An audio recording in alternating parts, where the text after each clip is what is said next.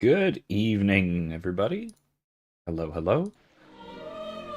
I'm Professor McCoy. Welcome back to Kingdom Come Deliverance II. Now, I should let you know, I first of all did a bit of exploration and stuff offline, but I didn't do any quests. I found a couple of minor side quests. I left a couple of side quests unstarted, but I have the locations for them, so we can begin together, I suppose. And then also, I did not actually go into the city of Kuttenberg. So, the thumbnail is making a little in-joke for the game that there's apparently, I'm told, the memes tell me, that there is a fountain, a beautiful, beautiful fountain in the square, or an A square of Kuttenberg. And Henry, being an ordinary early 15th century country bumpkin, has never seen such a thing, and it is just miraculous. So we get to experience that with him together, among everything else too, because we got plenty of stuff going on. That said, in my explorations, I did stop at an opportune moment, exploring because I happened across something that might be potentially interesting and maybe a side quest hook, or just might be something weird and cool and bizarre and perhaps a little spooky that I wanted to explore with you guys. So that is a mine, an open mine shaft near a collapsed house that looks like it collapsed into said mine shaft. And Henry commented that, by the way, there's pebbles. Here's the house with a few memorial crosses, it would appear. Here's the house that seems to have collapsed into a mine. I can't go in here, unfortunately. It's a bit too collapsed. But Henry commented that, that this mine smelled something fierce, and that there is there's a bit of a, I don't know, a little... I'm sorry, what?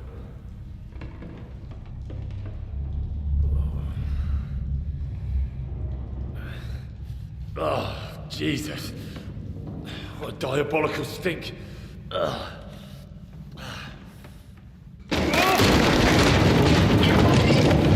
What have I done?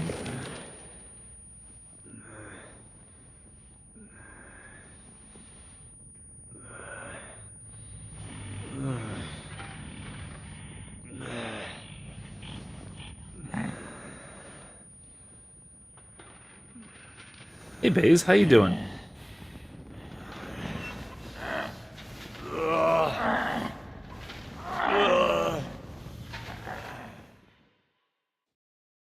What? The mouth of hell. What the... Where am I? And where did all my things go? Yep, Nakey. That's a good one.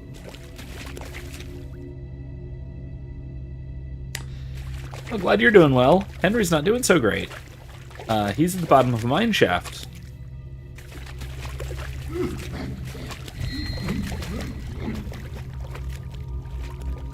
With a mysterious, grunting knight. What the fuck is going on here?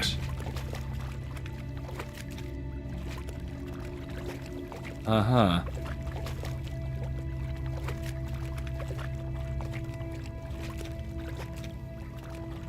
With a horrible, horrible smell, it would appear as well. Or so I'm told. Now, I will say, something about this game, compared to the previous one, that honestly has me ever so slightly disappointed, is that the previous game, if we were in this mine shaft, this isn't a completely enclosed mine shaft, right?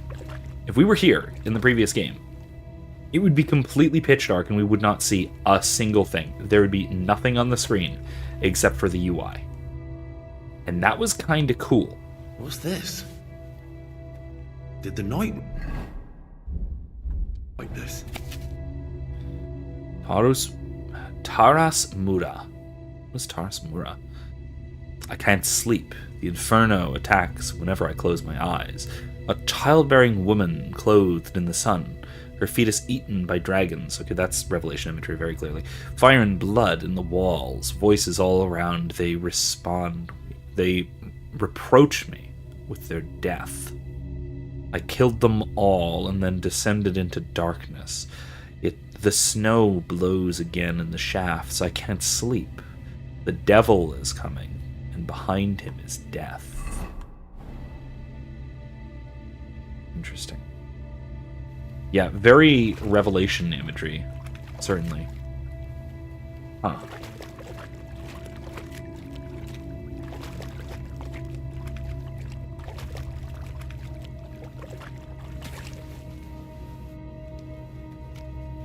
Shit. There's no way through. I'll take that, I guess. Huh. More crosses. Lots of crosses. Some savior schnapps. Which is good, I suppose.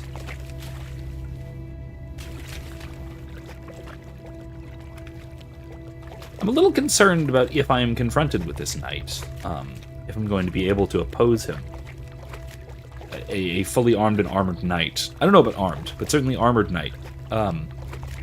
In my skivvies. Doesn't seem an ideal combat situation, but I'm Henry of Skalitz. I'm a war machine of death. I'm sure I can do it. But yeah, I will say, like I said, I've actually heard this complaint before by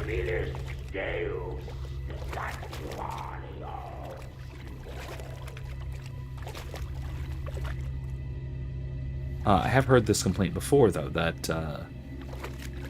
the darkness in this game is not quite as dark as the previous game, whether that is in places like mineshafts, or just more broadly, even just outside at night. Like, you can walk around. You can walk around at night. More savior shops, okay. You can walk around at night outside, even like in the forest, and there's no real problem doing that. It's telling me to save, isn't it? Keeps away. Okay, this is. It's basically it's telling me to save, isn't it? So let's do that.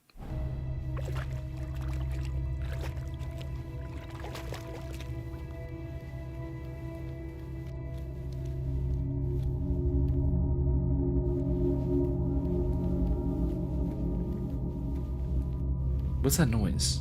That's troubling.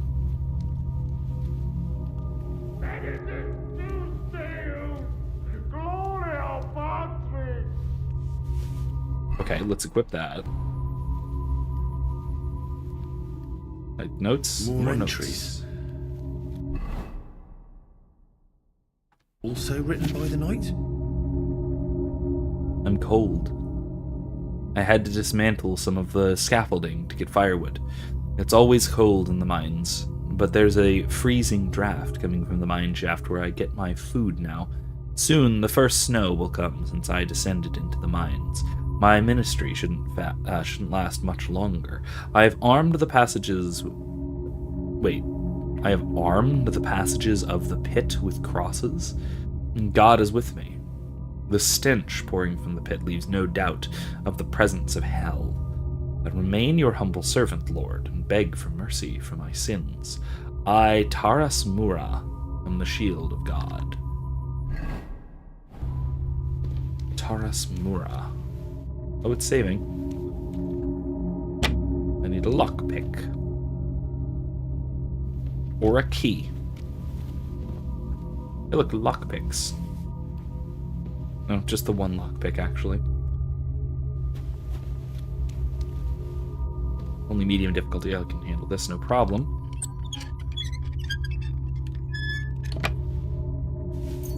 That's a lot of groschen.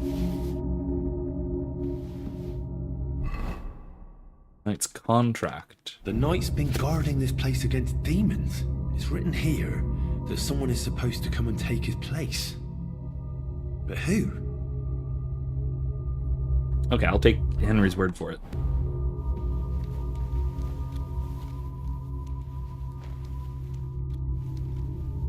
Another torch, I guess. I don't need 2 torches, do I?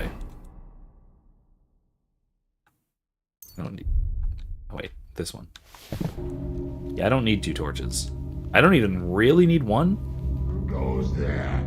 I am the shield of gods, demon. I am Taras.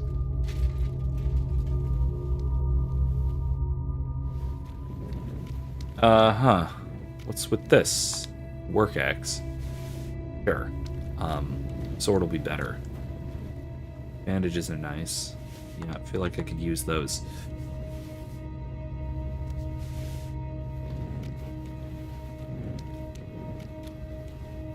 Why? I don't know why he thought I was a demon, but yeah. What are you gonna do?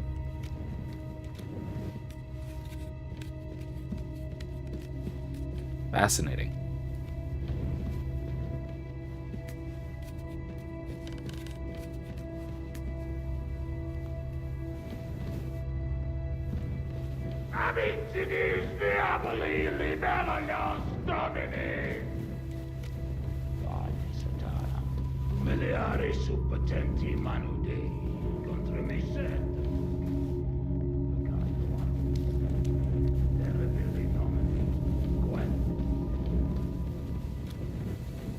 Let's just take the other route, huh? See if we can find where he put our stuff. Or more notes. Okay. Even more entries. Christ. In the You're darkness, completely mad. I hear weeping and gnashing of teeth. I can't hold them in much longer. The voices of demons scratch at my soul like swords in my helmet. I can't take off my armor. I'm never safe. Lord, protect me. They're everywhere. I can smell their burnt flesh again. I don't want to become one of them. The demons of hell are always calling my name. It sounds like the trumpet of the last judgment.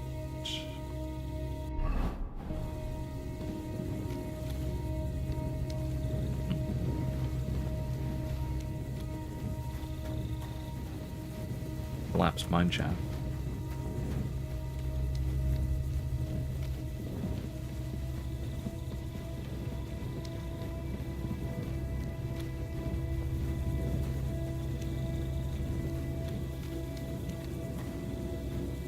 An icon. Beautiful. Ah, my things. More journal entries. Notes number 1. My God. How long has he been here? I, Taras Mura, a servant of God, bound by covenant, guard the pit of hell in the mines of old Kutna.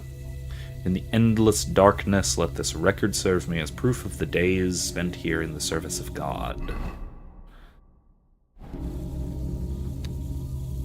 Ah, everything's here. All right.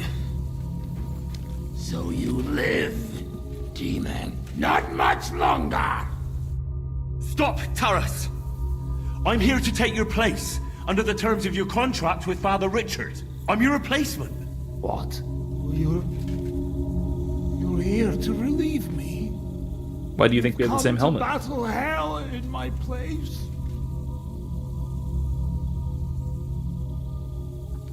I just need to know more. I'm the one who guards the pit of hell. The final shield between it and the world above. My watch is over, now that you're here.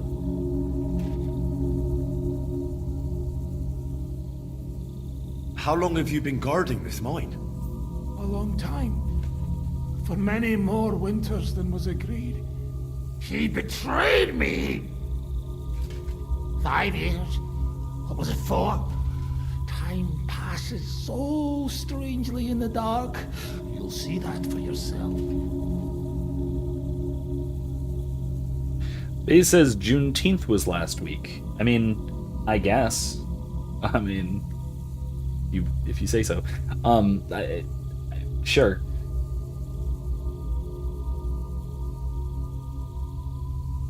It is about as real a holiday as Toyotathon, but still.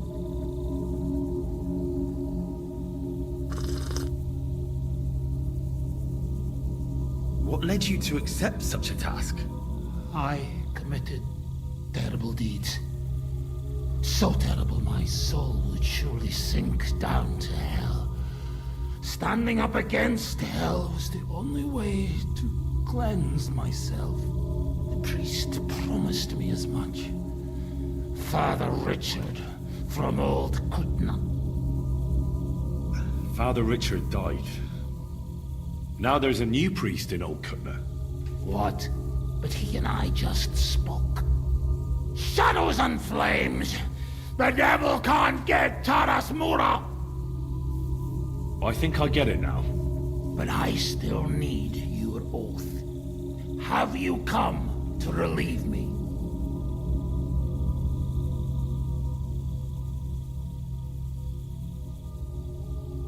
Let's at least see what's going on here. Yes, I have. My name is Henry of Skalitz, and I've come to take your burden upon myself. Exactly as it's written in the contract. Didn't really know how to celebrate. Brought my friend some hot sauce. Thank you! Okay, yeah. Let's formalize our agreement outside under the open heavens. Under the eye of God. Oh, you're right. We'll handle everything under his gaze. Let's go out. You first, Henry of Skalitz. Up the ladder. Until the oath is made, I can't leave you down here alone with the pit of hell.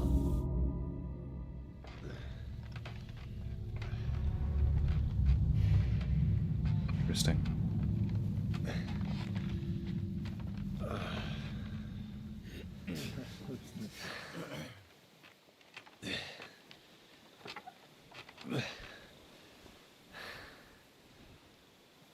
All right.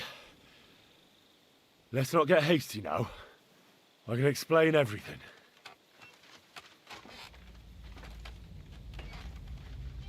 Who are you people?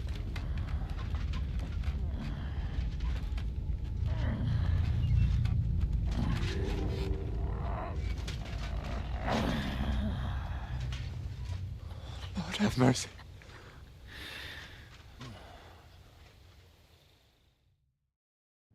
What's going on here? That's it! That's the beast! Who are you? Are you the ones who killed the cattle in Old Kutna? Speak! Adel. No! You've got it all wrong. I don't know what's gone on between you lot, but when I fell down into that mine, I ran into Sir Taras here. Sir Taras signed a contract with Father Richard. He was meant to guard the gateway to hell and receive regular supplies from the locals in return. He had me confused with a demon, but we managed to clear everything up in the end. I've got the contract here. See for yourself. A contract? Well, I was sure all of this was mere heathen idolatry. Father Richard never said nothing about a contract to no one. All he said was to provide food to keep the pit of hell quiet. Maybe Father Richard feared you wouldn't listen otherwise. None of this, however, rights the wrongs committed by Sir Taras. Or are you looking to pardon him for slaying the cattle? I have no need for pardons from you. I've spent years in the dark protecting you, ingrates. Meanwhile, you lot broke the promise and forgot about me. You'll pay for that!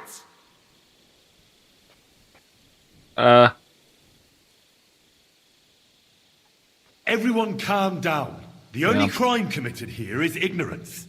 Apart from Father Richard and Sir Taras, no one I did knew not of the pick up contract. this quest, by the way. And when I just Father fell Richard down a mine died, shaft. Sir Taras was left on his own with his oath. He was kept alive by nothing but superstition and the offerings you brought to pacify hell. And when the offerings stopped, Sir Taras thought you betrayed him.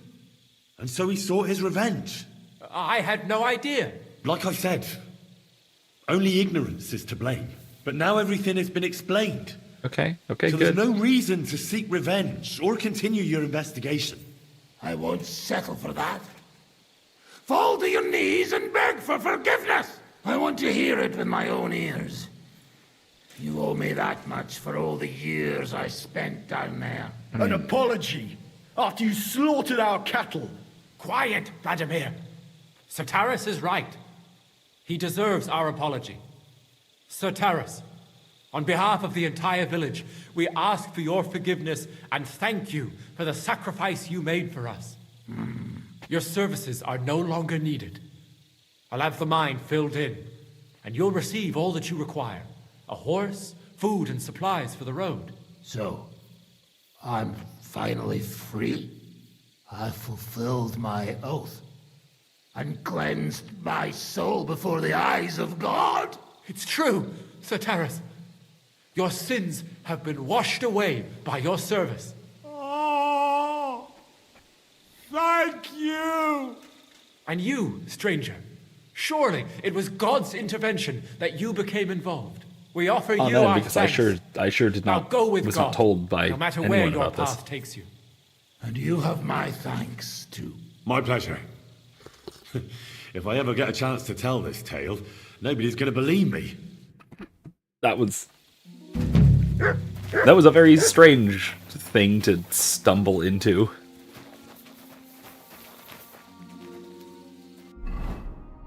Yeah, so anyway, I assume this is Old Kutna. I know Kuttenberg proper is sort of over this way.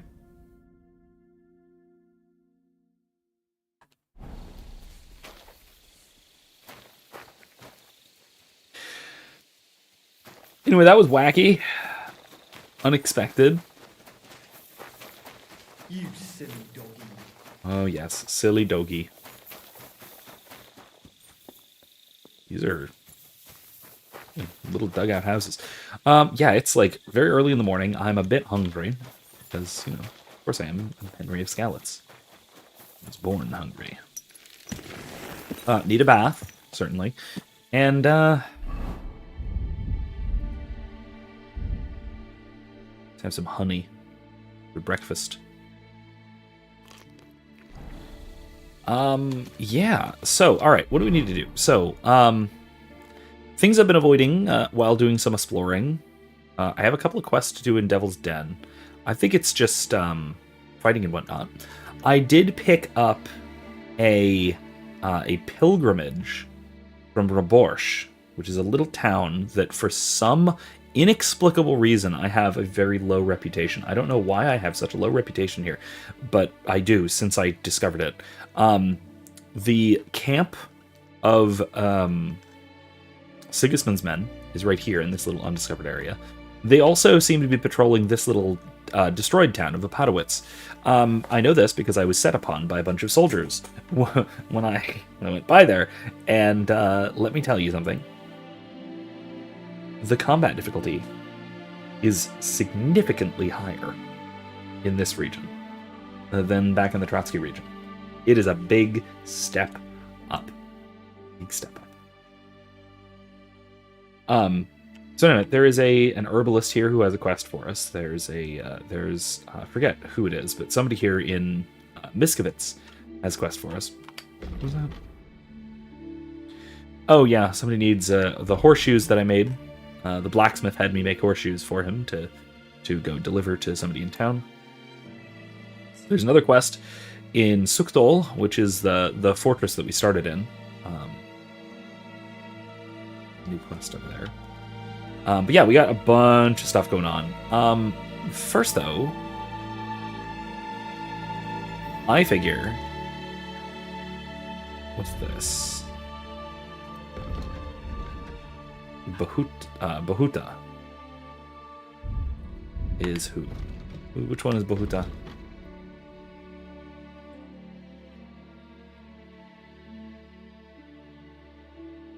Oh yeah, that's right. He's the one whose brother died, I think it was. So yeah, let's just go that way, and let's see if we can talk to him, and then from there we'll go towards Gutenberg.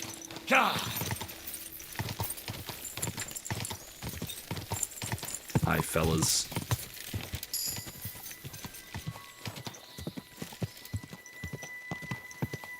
Go! Ka! Ka!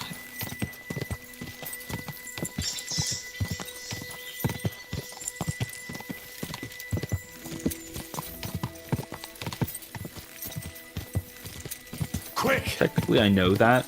It's just I can't bring myself to not hold forward when I'm moving forward. I just can't do it.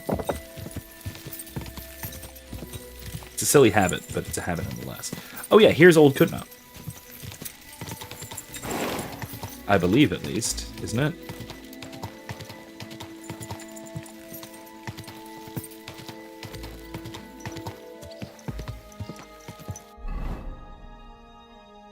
I guess? Or no, I guess this is just, like, a little smithy. Out in the middle of nowhere. A little shrine. Oh, nice. Gorgeous little shrine. Me? Sorry. No one's allowed in the shaft except yakkers. Get lost. Okay. That's Jeez. it. And next All right, time- calm down, calm down. All right, I was already down there because I fell.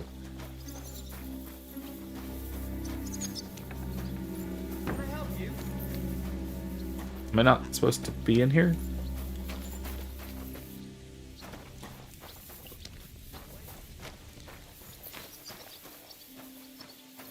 I, quite frankly, don't even know what's going on in here, but okay. Ore merchant? That's some kind of a slurry. That's not a bathing trough. Here we go. Here I can clean myself off. And that's good.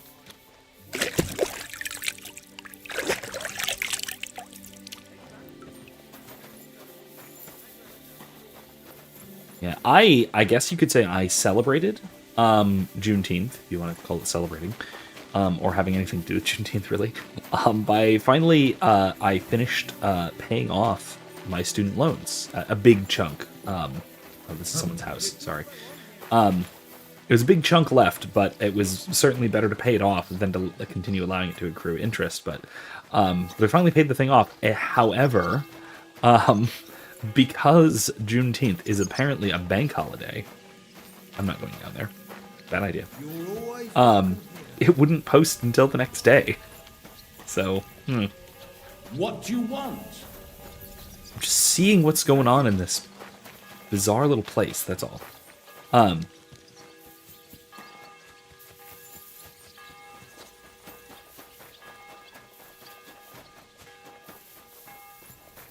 But it did eventually. So I believe I'm done with that whole student loan ordeal, which is it's nice to not have that hovering over my head, certainly.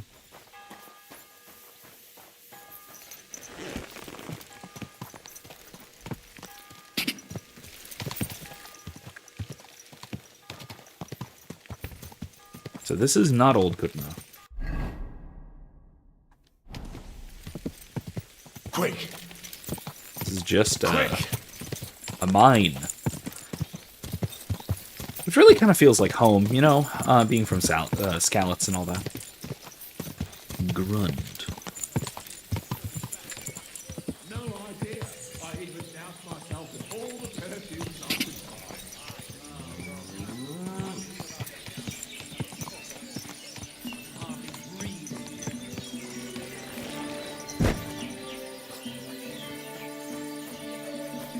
My respects.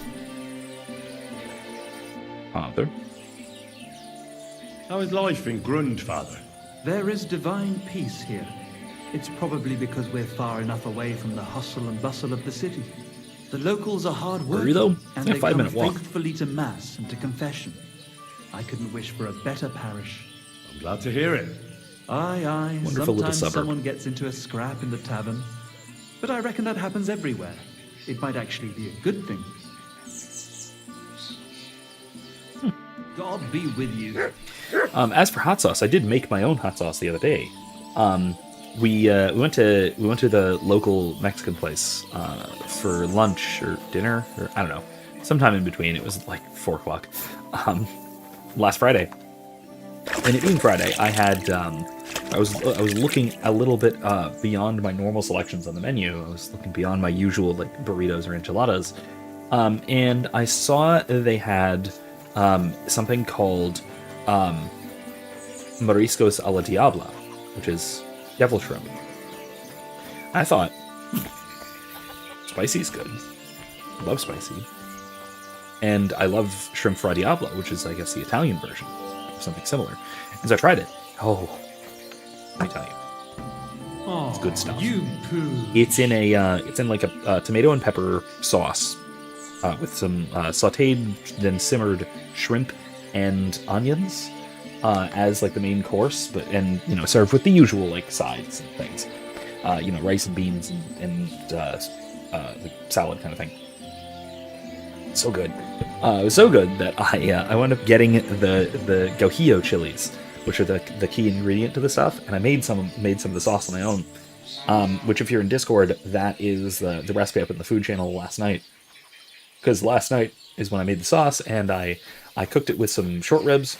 You're always welcome here, noble sir. Ah, so good. Excellent. Turned out great. Absolutely Praise be pleased. Jesus Christ. Now and forever. Excuse me. But yeah, I have Are a you whole bunch of the Bahuta sauce now, by any chance? so That's right. sure I can make more am. as well. If you're here to right old wrongs, be my guest. God knows I deserve it. I don't need to right any wrongs.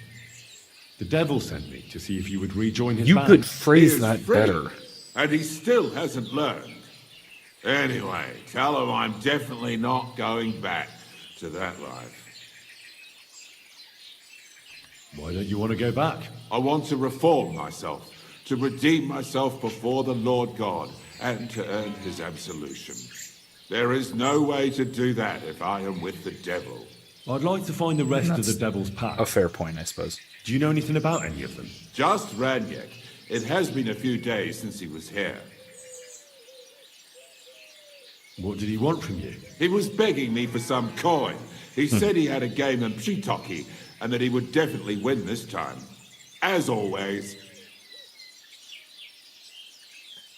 Ranyek still hasn't given up dice, eh? That fella will never learn, and he's already lost everything. He won a really nice bow once, and he's had nothing but bad luck ever since. Do you know where I could find him now? Last time he told me he had a game arranged in Pshitoki. Maybe Pshitoki. he's still there. Thanks. Hopefully I'll find him there. I'll be on my way. I probably won't convince you anyway. Hold on. While you're here, we can pray for the devil's soul together. God knows he needs it badly. Amen. We can. Though I don't know if it'll help anything. Every soul can be reformed if it so desires and sincerely repents of its sins. Look at me. I used to kill, drink, spend nights with whores, but I learned that it was the wrong way, and now I'm trying to make amends. Why all of a sudden? Come pray with me and I'll tell you. Hey, how did you get involved with the devil anyway? By accident. It was thanks to Jan Žižka. So, you know Zizka too. Where from? It's a long story. But if you came to the Devil's Den, I'd tell you all about it over a beer. Nice try, lad, but I'm staying away from the drink. It's just not worth it. What do you think of the devil anyway? I trust Žižka to know what he's doing. He knows the devil pretty well. Zizka is slightly less of a bastard than the devil. I don't know how he can stand him. The ends justify the means, I suppose. When your neck is on the line, you'd better be sure those two bastards are worth it. Where did you say you wanted to pray? At my brother's grave. He didn't actually say that, but sure.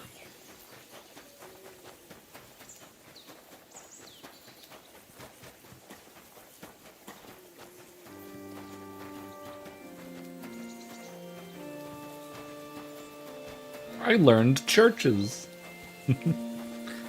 Yeah. Oh, there's an organ playing and everything. Wow. Nice. Still can't go inside though. By the way, like there are actually churches. There are many more churches in this region. I guess because it's more centralized and urban. But they still don't have explorable interiors. Well, here we are. Is that Slavek's grave? You know my brother's name? Aye. Kubyanka told me about you both. Aye, we were in the band together, but the priest was kind enough to let me bury him here. Was that important to you? It was. When Slavik was killed and the band broke up, I didn't know what to do. Father Havel put a roof over my head and showed me a completely different life than I had known before then. Together with my brother, I buried my past here, and vowed over his grave that I would never harm another living soul. This is where you want to pray for the devil? Here is where I found reconciliation and peace of mind. Where else should I pray for the devil to find his own?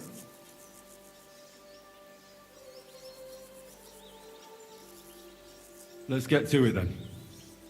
Would you like to start? Aye, but it's Latin, so listen carefully and repeat after me. Pater Noster, qui is in careless, sanctificata or no man's tomb. Adventet ad rectum to whom, fet voluminous to her, seek it, inhale it, enter it. Your turn now.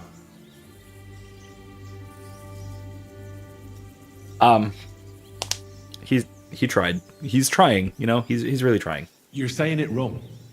Listen. It goes like this. Pater Noster, qui es in celis, sanctificetur nomen tuum. Adveniat regnum tuum. Fiat voluntas tua. Sicut in cielo et in terra. All right, I know the rest. Panem most rum.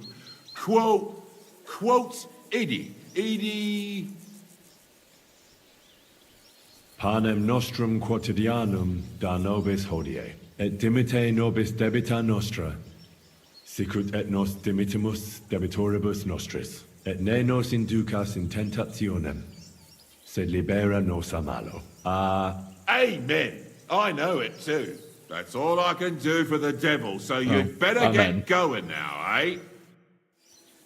He didn't seem to appreciate that very much. But hey, look, we're being helpful regardless. That. Oh god. I mean, to be perfectly fair, I don't know that I could recite the entirety of the Our Father in Latin.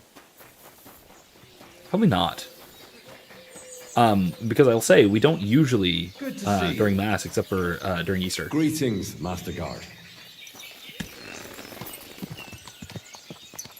So we kind of have been for a little while, but it's also been a couple of weeks since we have, and I don't tend to on my own either. Not often. Or not regularly, I should say. Huh. Who are these guys?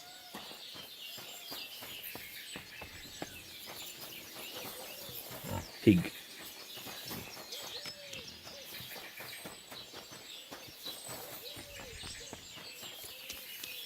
Ah, tavern. Wow, this is an interesting little place. Wonder if I can actually get a room here.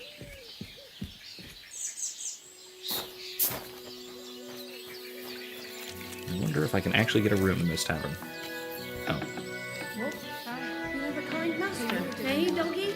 Right then.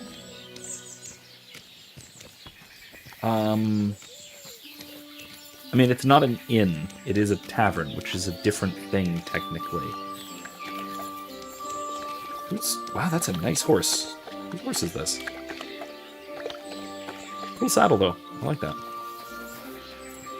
Anyway.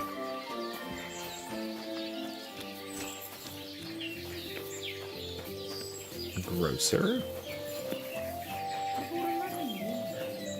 A peasant. You're always welcome here, good sir. Some guy. Alright.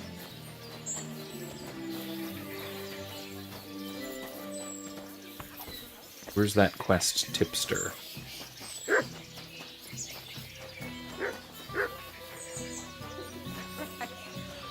Oh, there's a horse trader. Your entire hearth room. Give people an inch and they'll take a mile. A wench and a housemaid, okay. What are you doing here? Oh, is this not the horse trader? Wouldn't you, That I Sorry.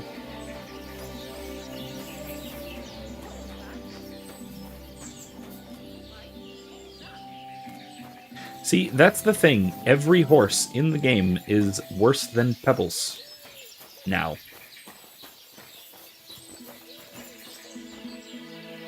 I assume that is the horse trader and his wife. And that he's a quest tipster. Oh, I'm not supposed to be in there. Okay, fine. Anyway.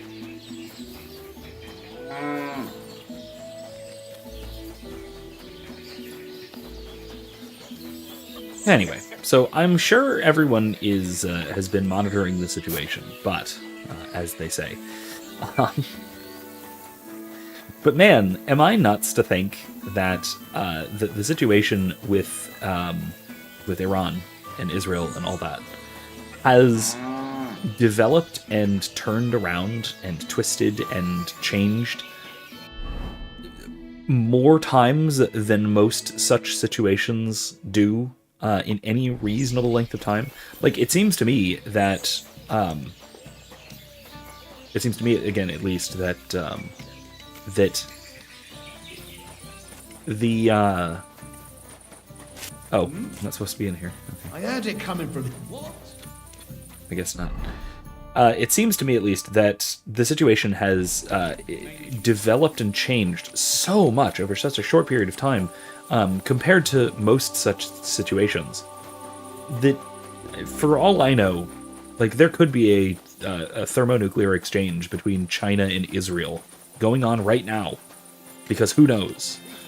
I don't know. Just because the situation is so bizarre and so rapidly shifting and changing. Like, we went from negotiating a new deal with Iran for some time, for several weeks, only to find out that, at least according to Netanyahu, and then therefore Trump sort of agreeing, that the whole thing was a ruse to allow Israel to perform a sneak attack. Which, by the way, negotiating in bad faith like that is a war crime. So that there is Netanyahu accusing Trump of a pretty serious war crime, and Trump going like, "Yeah, hell yeah, I did it. I'll do it again." Like, okay, great. That also just absolutely eliminates any possibility of the U.S. being able to be trusted in any kind of negotiations, which that's not good. That's not good at all. Another smithy.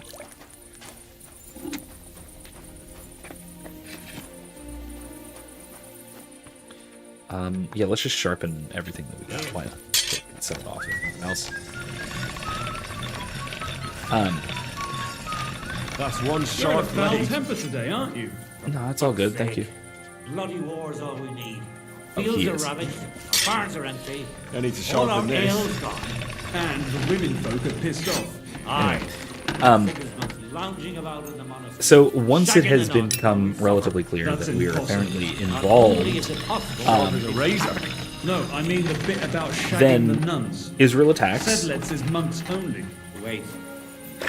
Israel attacks. God, no, Then that's not what I meant. they say that, oh, well, clearly this is just a Sodomite. limited strike. Hey, look, No, let's just- no regime change, nothing like that. And then suddenly, okay, no, it is a regime change, but we're not going to get involved. And then it's like, okay, well, no, it's once again not a regime change, and guess what? We're bombing the heck out of them. But we're only doing it once. We're not going to do it again, and they're not going to respond because that would be crazy. They would never dare to attack us.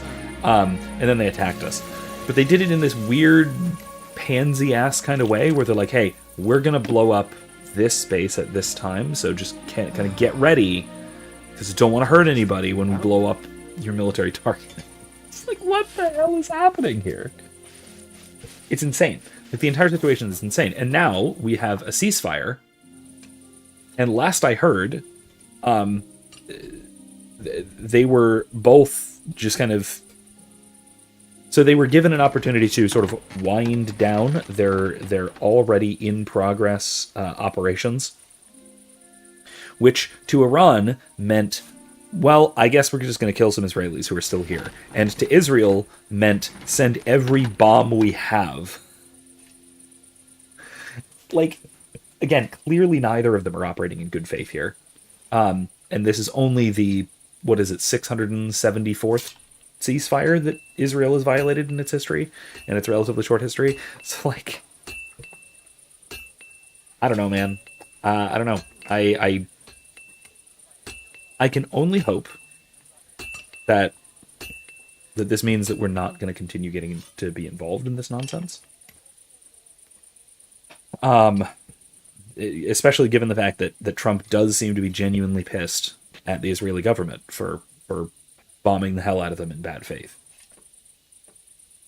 But who knows? Trump has been pissed off at Netanyahu before and the Likud government, but has kept going, kept backing them at every opportunity. So who knows?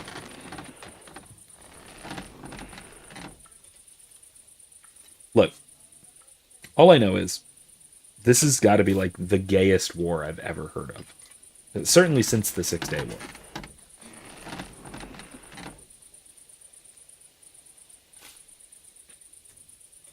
Anyway, I don't know. It's we're still on a knife edge in terms of could this go horrifically wrong for everyone? Yeah, absolutely could. We're on the precipice of things going horribly wrong for everyone in the world. Or it could be done. Who knows? This could just be it, and we're done. I don't know. Things have been rapidly changing. And honestly, things could have, like I said, rapidly developed and advanced since I last checked before I started streaming. Yeah. It's been changing at this rate anyway. So, how's your work coming along? What's it to you? What's wrong with your Get mouth? lost, or I pull your tongue out with a pair of tongs. Kiss my arse. Farewell. I want to punch him. I want to punch him. Should I punch him? I'm not going to punch him. How can I help you today, friend? Greetings, blacksmith. How's it going? What can I say? It's all shit. I'm getting old, and my hammer feels heavier with every passing day. But my apprentice Matthias, on the other hand, that lad could outdo many a fancy weaponsmith. Just look at this dagger he made me. Have you ever seen such fine work? Not bad. I have, actually. Let me draw my sword. Pretty good work. For a village blacksmith. I expected worse. Village blacksmith? What are you yammering about, you horse face? You've never seen anything so fine in your entire life. Calm down. I'm telling you, I've been forging daggers like this with my father since I was a young lad. Know what, you master of masters? I bet my apprentice is a better blacksmith than you. Contest time. What do you isn't it? say? How would a bet like that work? You'll give me a few groschen as a deposit and forge a hunting sword. Matthias is just working on one now. And if you forge a better one, you'll get both swords and they'll give you back twice as many groschen. And of course, you'll be the judge, right? Well, of course. But I'll decide fairly, don't you worry. And what if my sword isn't better? Then you lose and I keep the groschen. What else? Am I supposed to stick them up my arse? Do you take the bet or not? Sure, let's do it. Sure, why not? He says a truly gay war would involve the French. I don't know, this war is somehow too gay for the French. Now, I can make an argument that this does involve the French, because this is going to lead to a refugee crisis, even at its current levels. And that means that there will be more Middle Easterners flooding into France, making it even gayer. So, yeah, no, this involves the French to that extent. Also, isn't Israel still using French fighter jets? Are they still using Mirages? Or have they upgraded since then? That I'm not actually sure of. I accept. I'll knock you down a peg and make some money while I'm at it. You haven't won yet, Master Blacksmith. Ho, ho, ho, ho. Alright, let's do this. Competition sword.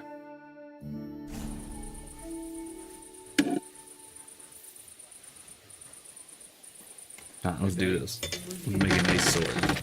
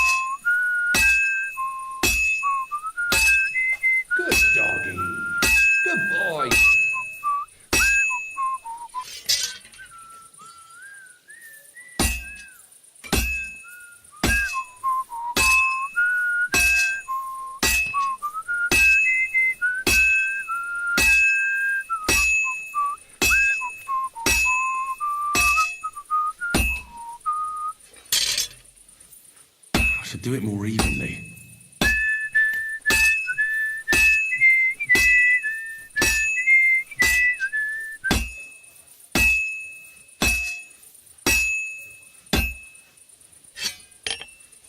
You're back up.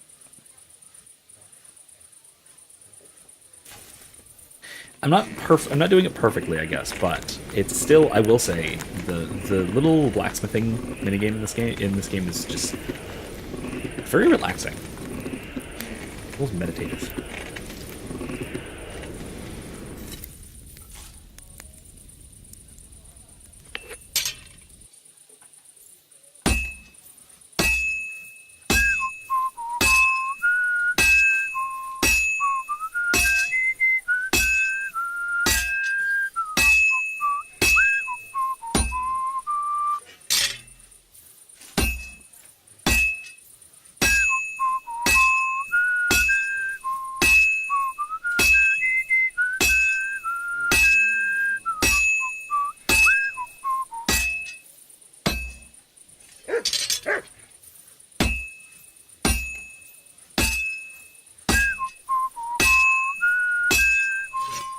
There we go.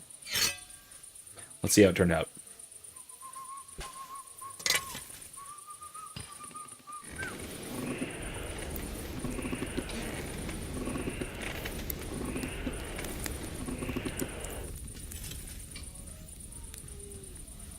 Once again, late medieval metallurgy is unbelievably advanced.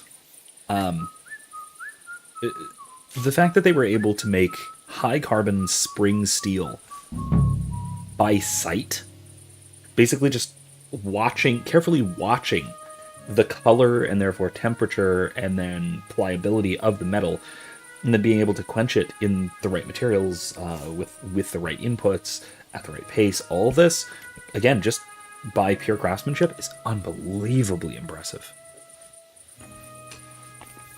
I gotta sharpen it up a little bit. Excuse me.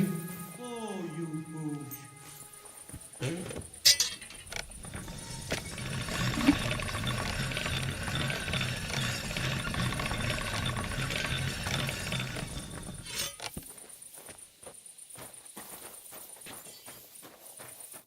What do you need, my friend? I brought you the hunting sword. Aye, I saw you work. You shouldn't hunch over the anvil so much. Your back will ache when you're as old as I am. Right. Thanks for the advice. Fair point. Can we get on with our Why can't the anvil be a little higher then? All right. Wait here. I'll go and fetch Matthias, and we'll see which one of you is the better. Now, I did not make it of the highest quality. Well, I then, didn't make it rank 4 let's quality. see what you made. Feast your eyes. Good sword. What about you, Matthias? Here it is, Master.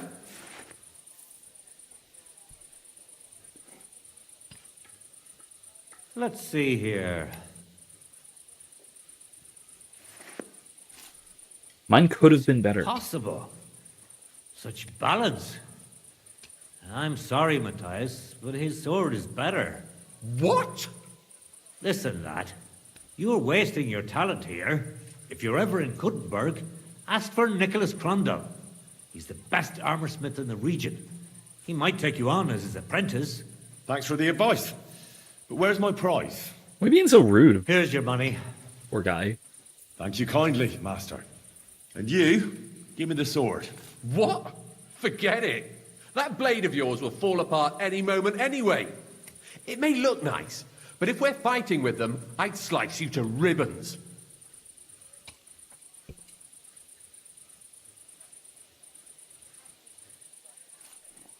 Take a good look at me, you yokel. You really want to fight me? You might end up losing your head as well as your sword. All right, calm down, mate. We don't want any trouble. I knew I must have misheard you. You said you were giving me your sword, and with pleasure, didn't you? You can shove it for all I care. A good day to you, too. And if you ever feel like holding another contest like this, I'd love to take part. Wow, that was kind of rude. And by kind of rude, I mean exceptionally rude. I'm going to sharpen it up, and I'm going to sell it back to him, just because I feel like being rude. Rude, I guess. There was absolutely no need for that whole exchange to be that I was wondering if hostile. you'd lend me your bullock when it's time to sow winter grains.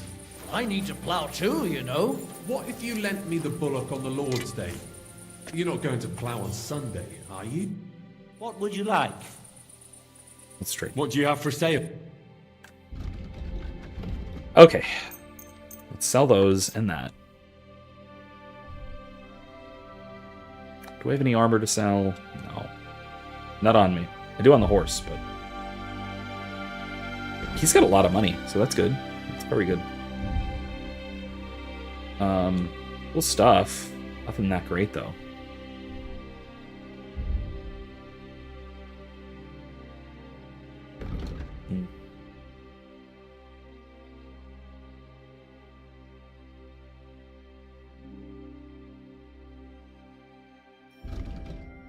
What spurs am I wearing?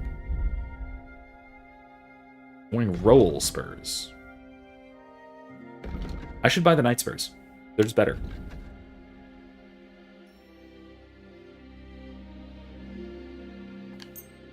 Yeah.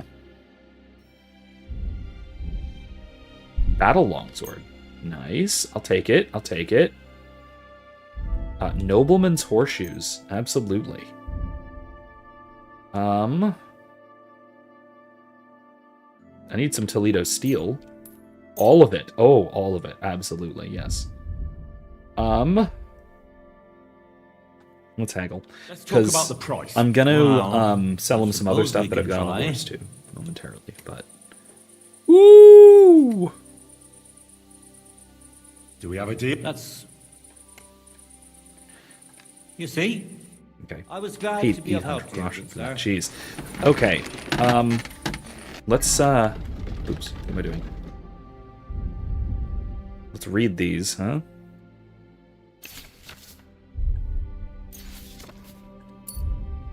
Alright, iron. I need iron. And then... Battle longsword. Wow, that is actually quite nice. Need Frankfurt steel. Heavier long blade will last longer and won't break easily, but it must be balanced by a larger pommel. So it's a big honkin' longsword. Yeah, I can make this right now, but that means I need to do this. I need to save first.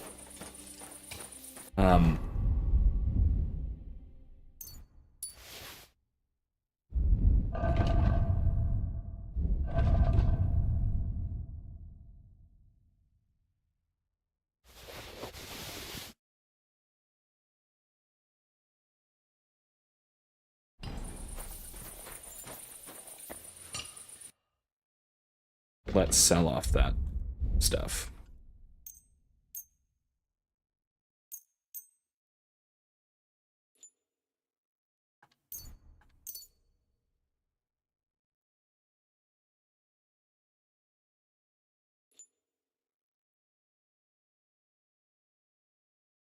That's fine. I'm losing out a little bit, but not too much. I'm glad you found what you were looking for, sir. Gained reputation from it, so that's good. And I got rid of all my junk. Unfortunately, it's nowhere close to all my junk. So. Oops. There we go. But hey, I got rid of a bunch of my junk. Let's see if we have to repair. Oh, we do. We have some damage.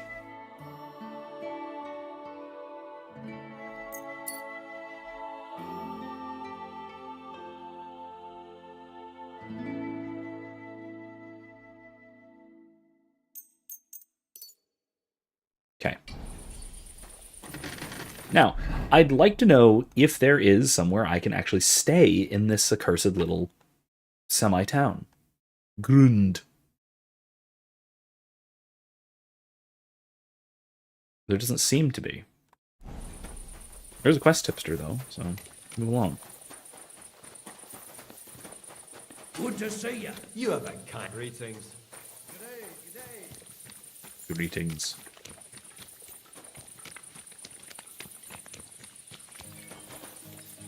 Anyway. So yeah, I'll say the situation in the Middle East is predictably, how situations in the Middle East typically are. Most I can say, really. There's the whole nothing ever happens position, which is seems pretty respectable. On the other hand, though, I don't know, things happen sometimes. You're always welcome here, good sir. What'll it be? How's it going here in Grund? Anything new? Kona, the blacksmith's wife, came by my place for a chat the other day. She's always having trouble with her little ones, and it's making her miserable. She told me about it a while back, and now she's brought it up again. And she mentioned she was looking for some muscle from out of town. It surprised me. That's why I remember it. Interesting. Okay. You're an outsider, and you look like you can handle yourself. Perhaps you can drop by. She'll be glad, and so will I. I don't know what else there is to tell. Interesting. That sounds interesting. Thank you. That's an odd request. I'd like my horse bathed, brushed, and its hooves and tack cleaned. I will get right to it, but it will take a while. Coin up front. Of course. 200. It's kind of a lot. I'll pay. Here are your groschen. I need reputation. Thank you very though, much. so. And I have 25,000. I'm fine. Now then, where is this beauty of yours? Ah, Pebbles, my beautiful, beautiful girl. Ah, so much nicer. Look at you. Look at you, Pebbles. Ah, who's a pretty girl? Excuse me. All right, so let's see what let's see what that local woman wants exactly. With out of town muscle. Whoa! Oh, sorry, Maya. Sorry, Pebbles. I didn't mean to do that. I didn't mean to do that. Hey, Kona. I'm a strange man from out of town. I was taking care of some business with Hannah at the stud farm when I heard you needed someone with a stout heart and a strong arm. Well, that's true, yes. Have you come to help me? I can't say yes until I know what's going on. Tell me, Reasonable. and I'll see if there's anything I can do to help. All right. Thank you. So listen, there's a powerful protective charm I desperately need. A Thunderstone. It's a great rarity. But Tomlin Bruthans from Horshan has one. He just won't let me have it. The thing is, he sometimes wages it in fights. I think I understand now. But what about your husband? Couldn't he take care of it? He tried, of course. As soon as I heard Tomlin had one, I sent Stamir over there right away. But the poor wretch came back black and blue. What is a Thunderstone? Well, they're formed when there's a violent storm with forks of lightning and peals of thunder. The biggest of these are Thunderstones. They fall from the sky with a mighty boom and burrow deep into the earth. After a while, they work their way back up to the surface. And if you're lucky, that's where you'll find them. What can these stones do? Well, lots of things.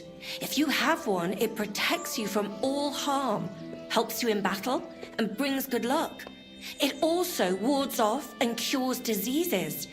And if you put it into the rafters of your cottage, you'll be protected from fire and all manner of other calamities. Seems a little bit superstitious. Maybe. Or again, it could just be a bit of a naturalistic misunderstanding. It depends on whether they think that this is a naturalistic power that it has or a supernatural. Correct me if I'm wrong, but you want me to fight Tomlin and win the stone for you? Well, yeah. And I know I'm asking a lot, but I'm really desperate. And I have no one else to turn to. I prayed fervently to the Virgin Mary and implored her for help. And now you've shown up. Besides, well, by the looks if you of say that. You have the strength of a bull, perhaps two. So she surely sent you to help me. Okay. All right. I'll help with your trouble. Mary, Mother of Mercy, thanks be to the both of you. This means so much to me. Save your thanks for when I bring it to you. I shall. Don't you worry about that. We've got some groschen put by, so you'll be handsomely rewarded. I'm also on good terms with Hannah, so I could put a word in for you at the stud farm. She'll give a generous discount if you want to buy a horse from her. I mean, I don't, and I'll but thank pray you. and intercede for you, I swear. That's surely the most important thing, right? Hold on. You said the stone helps its owner in a fight. Among other things. Yes, that's what I heard. So how the hell am I supposed to beat Tomlin when he's got the power of this stone on his side? Well, it won't be easy. You're right about that. You can talk to Stimir. He fought Tomlin, so he might have some ideas. All right, then. Or, over in Horshan, I think the lads there wrestle a lot, and Tomlin is in charge of that. That might help. Most importantly, keep your hopes up, and don't let him intimidate you. Ours is a just cause. So Lady Fortune and all the saints are sure to be on your side, and that must count for something. Okay. Thanks for the advice. I'll just have to give it a try and see what happens. Thank you. You're so brave. Take care now. Indeed. Just terribly brave. Where's Horshan, anyway? Oh, it's back this way. Okay. Oh, it's this little town. Okay, another little town that I wound up discovering partway around somewhere. Like I said, though, we do need to get into Kudenberg.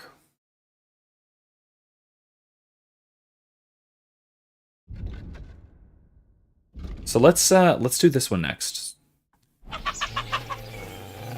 Stop growling at the chickens, Mutt. Look what I have for you. Here, have some chicken. I have some chicken for you. You don't need to eat those. It's in a bag. Just go ahead. Good boy. That's better. Good boy.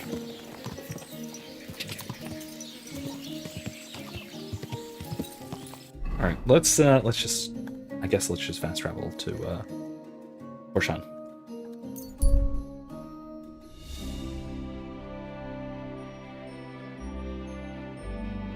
Wolves? Horse being eaten by wolves. Yeah, let's...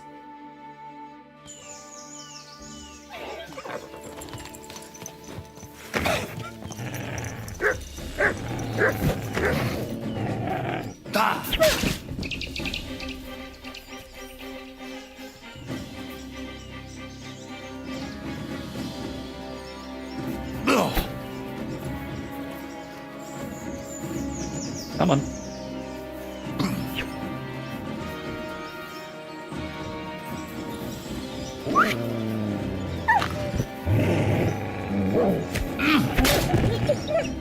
Thanks, Mutt. Are there more? That's it, right?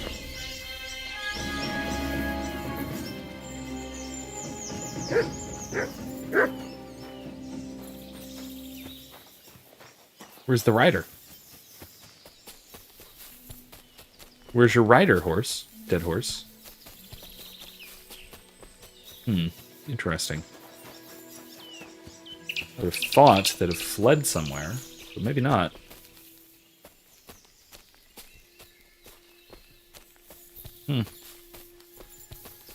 Okay, well, let's move on, shall we? No sign of anyone.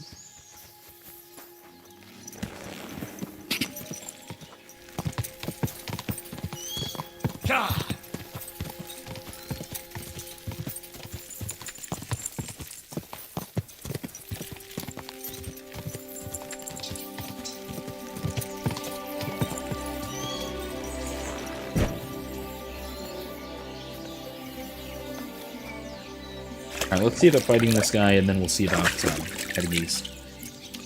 Towards the city, towards the little shrine. Tomlin. Good day to you. Hey, Tomlin. People around here tell me you have a thunderstone. People say all sorts of things. They also say if I beat you in a fight, it's mine. Those days are over. There was a time Really? I'd put it up for grabs in fights with cocky fools. That much is true. I even had a couple of craftsmen come from the burg to try their luck. But everyone got a thrashing. Well, then I decided to retire. It didn't seem right. And my conscience was getting the better of me. But I have a proposition for you. The local lads like to practice their fighting moves while I watch over them. So if you fancy a fight and don't mind getting a bit dirty, you can join in and show us what you're made of. So I've heard. The innkeeper at the Devil's Den mentioned it. Okay, then. Fuck me. You know everything, don't you? But yeah, I've battered my share of sluggers down at the den. That's true. That was before the army showed up. You won't find me at the Devil's Den these days. Anyway, what about you? Want to take on the locals? Look, that's all very well, but it's you I'm here to fight. For the Thunderstone. Fuck's sake. You're a bleeding half-wit, aren't ya? Let's try again. I'm not fighting for the stone anymore. I found it. It's mine. I'm keeping it.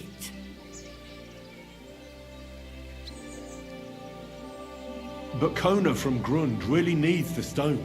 Yeah, I know. She came by. And I told her, as I've told everyone else, that I found the stone, so by rights, it's mine. Not just anyone can find a stone like that. Only a person it's destined for. I feel like you're making that up. To give it to someone else. That would be tempting fate, and nothing good would come of it. Okay, that's definitely superstitious. I'll buy the stone from you. It's not for sale. Okay.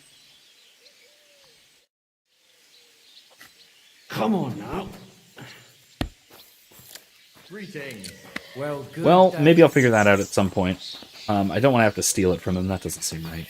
Maybe I'll challenge him for it, but that also seems a bit, maybe a bit excessive, a bit forward. The angel of the Lord declared unto Mary, and she conceived of the Holy Spirit. Hail Mary. Mary said, Behold the handmaid of the Lord. Be it done unto me according to thy word. Hail Mary. And the Word was made flesh, and dwelt among us. Hail Mary. Pray for us, O Holy Mother of God, that we may be made worthy of the promises of Christ. Let us pray. Pour forth, we beseech thee, O Lord, thy grace into our hearts, that we, to whom the incarnation of Christ thy Son was made known by the message of an angel, may by his passion and cross be brought to the glory of his resurrection, through the same Christ our Lord. Amen. Amen.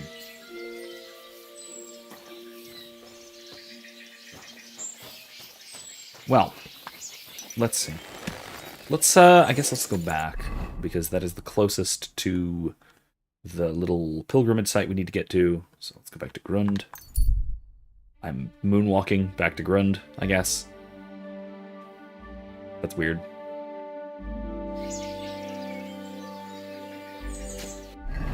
Okay. Yeah, let's go this way. Good doggy. That way? Yeah, that way.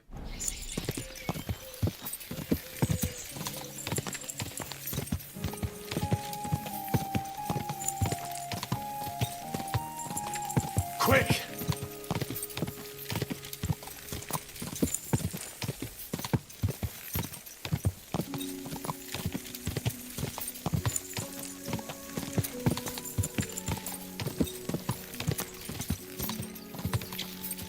That's not it. There's a little way shrine, but not what I'm looking for. Ja! Ja!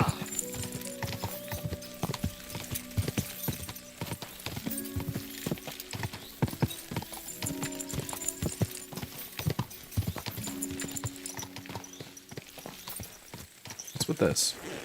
It's a barn.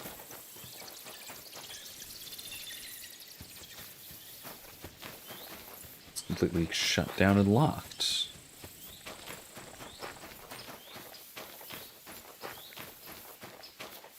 Interesting. Okay. There's a lot of these random little buildings around that are completely closed. Presumably no accessible interiors at all.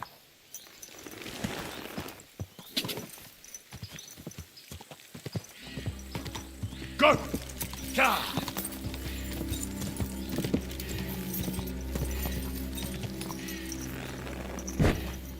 My respects. Who are these guys?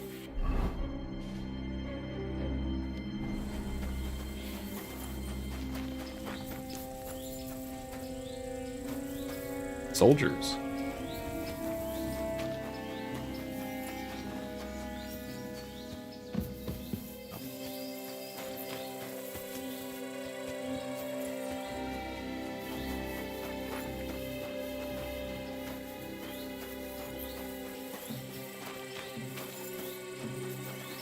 They've got a little encampment here, I guess. Huh. Okay.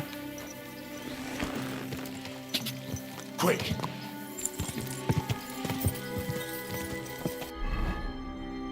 This mysterious cross is off the road out in the middle of the woods, so let's make a detour right here, shall we?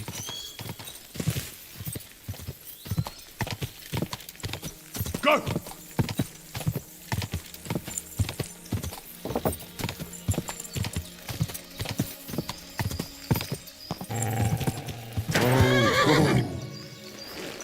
Bunch of wolves.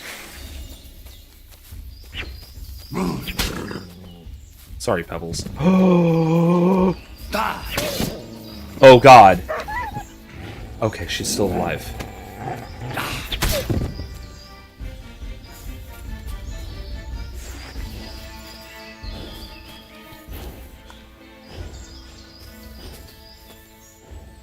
Oh no.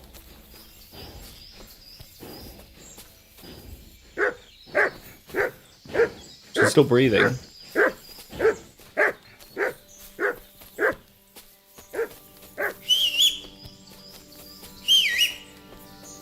Maybe if I whistle?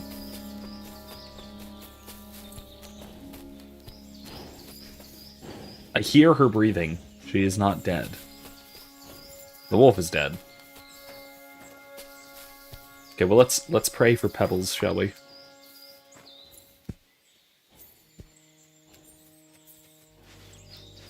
I believe in God, the Father Almighty, Let's pray for Pebbles. creator of heaven and earth, and in Jesus Christ, his only Son, our Lord, who was conceived by the Holy Spirit, born of the Virgin Mary, suffered under Pontius Pilate, was crucified, died, and was buried.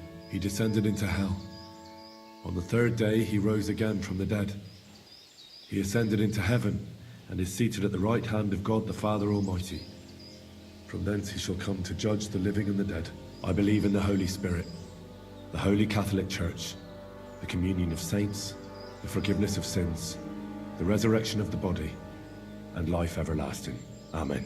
I believe in the Holy Spirit, the Holy Catholic Church, You said that, communion Henry. of saints, the forgiveness of sins, the resurrection of the body, and life everlasting.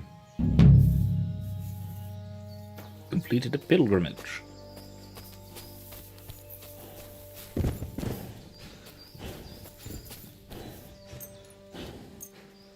Wait a couple of hours. See if she's okay. Oh, Pebbles.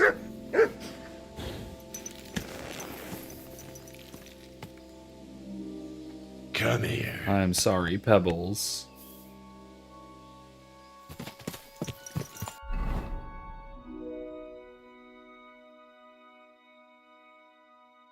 I want to get to somewhere I can spend the night. Then again, realistically, with my energy, I'm fine. I actually don't need to. Any ability, any points I need to spend? Oh, horsemanship, yeah. Oops.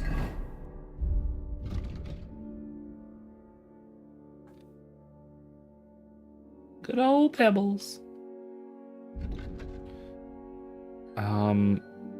I'm never going to do that.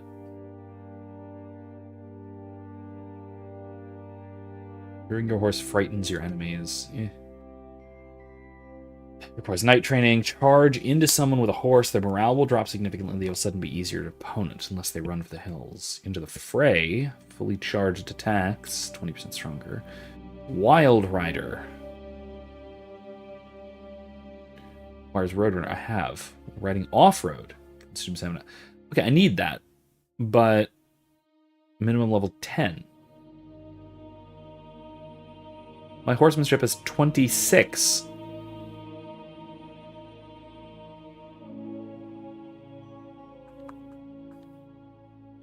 Oh, exclusive with Roadrunner. Okay, yeah. No, Roadrunner is better. So let's just do night training.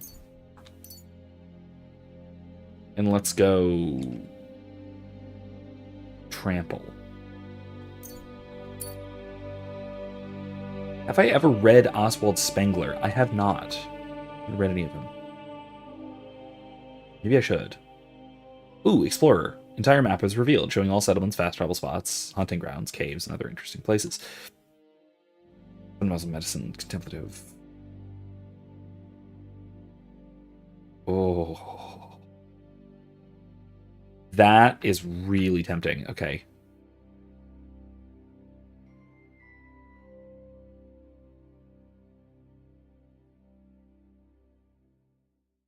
How many points do I have? How many perk points? I have 1. I'm going to save 1 for Explorer. I don't want to do it yet just because I don't want to... I want to explore some more. I want to reveal most of the map first before I do this, but I am going to save a perk point for Explorer because that one's really handy eventually. But I want to wait. I'm probably going to do Fundamentals of Medicine first, but I'm going to wait until I get another perk point. And then Thievery. Anything good here? In any case, why do you ask? Like I said, I haven't read him. I'm very, very vaguely familiar with some of his ideas, if I remember correctly, but not very much. Eh. Oh, I probably have some perk points in combat I can use, but whatever.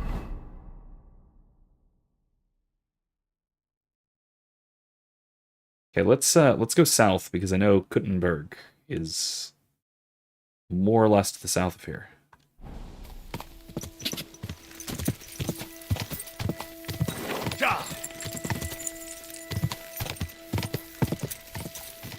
Just keep going along the road. What did I do for Juneteenth? Not much. Like I said, I wound up. I was gonna say I paid off my student loans, but the payment didn't actually go through until the following day. So I guess I celebrated African American culture by not being as financially responsible as I wanted to. Oh. That's. Okay, let me be clear. I'm talking about the culture, not the people. The unfortunate subculture, let's say. The unfortunate subculture, which is once again, unfortunately, the most commonly, the most likely to be celebrating Juneteenth. What is that?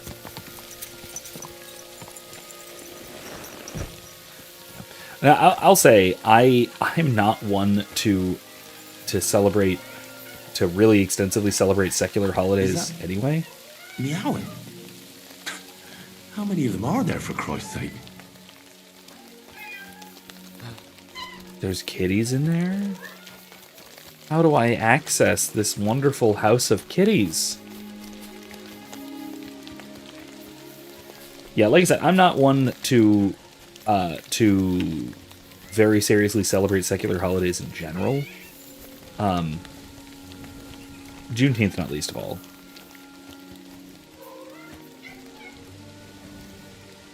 Someone has been setting food out for these kittens. All these cats.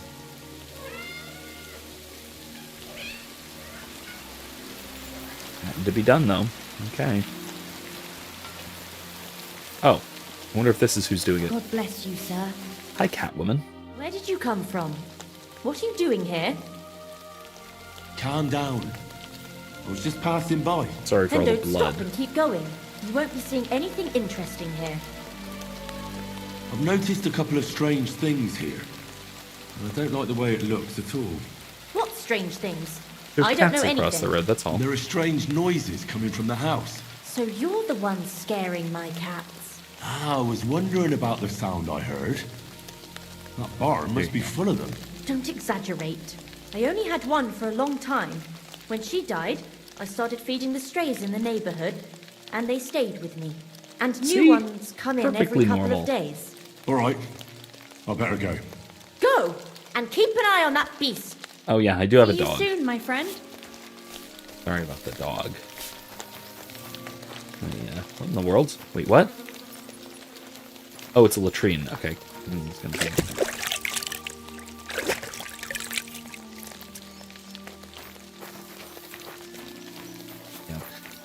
Yeah, my neighborhood is a little bit crazy when it comes to holidays in general. And I've whined about this actually a lot. The strangeness of the order of the sort of secular liturgical cycle, if you will. Go! I've got a video on the subject from a few years back. Let me make a note and I'll put it in the description. That secular culture tends to invert fasts and feasts.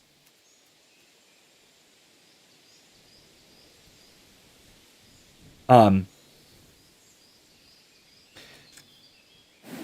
I first really started noticing this from a couple of major factors. One, that we celebrate Christmas through Advent, and then Christmas is just like the actual Christmas season. We basically just celebrate with seasonal depression, our culture at least. American culture in general, but modernity, broadly speaking. But then the one that really struck me is that we, and by we, I mean sort of commercial aspects, celebrate Mardi Gras basically all through Lent, even into Easter, which is just bizarre and as upside down as you can get. What really made me notice this was that Universal Studios has Universal Studios Orlando, I should say, has a Mardi Gras festival thing.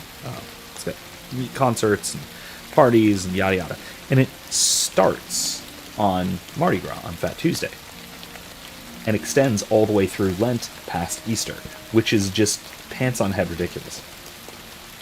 So the obsessiveness the strangeness with which secular cultures celebrate holidays, the lead up to every given holiday being the crucial part rather than a time of preparation. It's the celebratory aspect that leads up to the holiday, and then once the holiday hits, we're already tired of it, you know. And that kind of thing just, I think it really contributes to our just broad cultural malaise, really.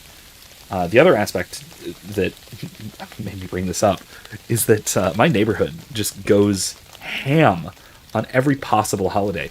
There were,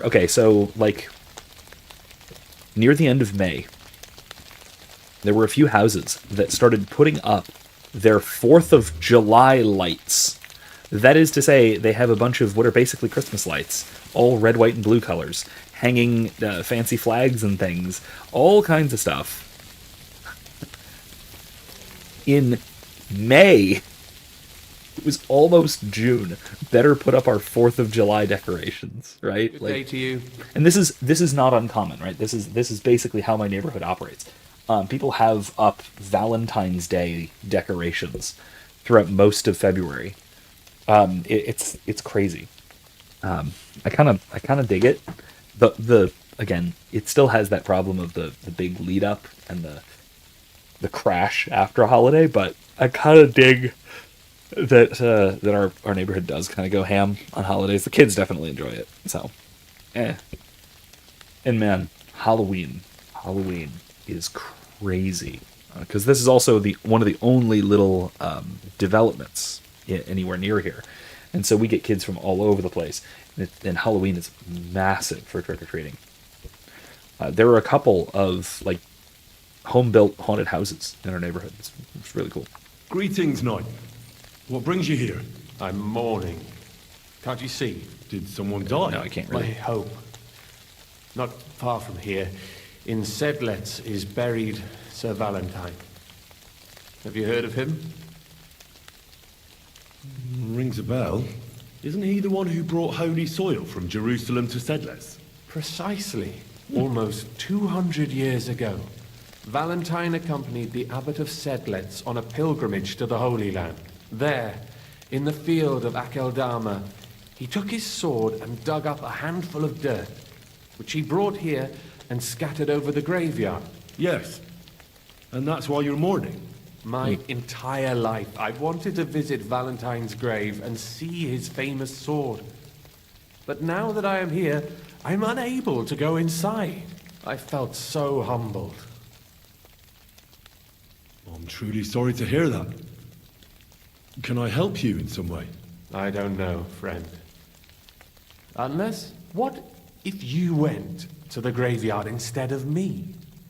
You could find Valentine's grave and bring the sword here. What? No, I'm not going to so I could steal look it. at it. Then you would put it back. I'd pay you well for it. You want me to go to the graveyard and just steal that sword from a grave? Don't call it that. You're just borrowing it. Can't you just go This to the is why you graveyard weren't and allowed look for in. yourself? I've thought long and hard about it, and there's no other way. But I understand if you don't want to help me. I don't know. I don't like the sound of it. I'd really have to think it over. I understand. I wouldn't want to force you into it, but give it some thought. What? Why can't you just... Okay. Anyway, that seems to be... That is the monastery over there. The church, graveyard, monastery. And that is Kuttenberg. Now that it's daylight and not as stormy. Now we see. So let's go to Kuttenberg. It is already halfway through the stream.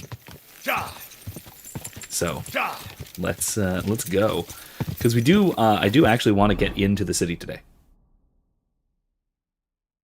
But first, let's see what's this. There's a little farmhouse. Cute little farmhouse over here. Let's see what's up with that.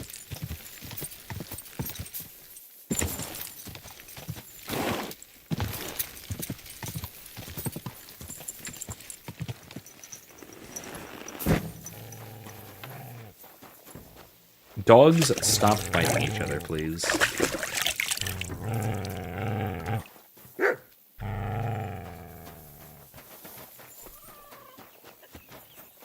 Hello? Anybody home? Oh. It's a gravedigger? Or a mason?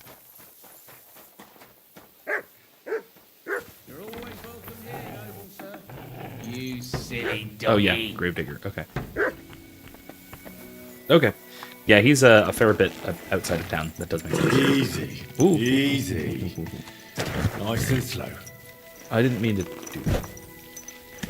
I meant to say good horsey. Yes. There we go. There we go. Good horsey. Is there going to be like a cutscene entering the city and it's going to expect me to enter from the other side? Because I think it is a little weird that I'm coming from the north like this. Like, I feel like I'm coming through the back gate. And that I should probably come in from over here.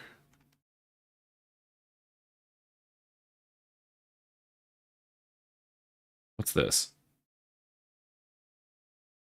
It's about Ranyek.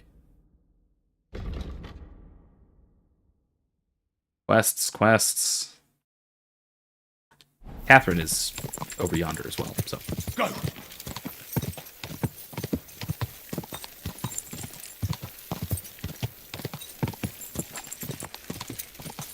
Alright, let's get into the city before it's nighttime, shall we?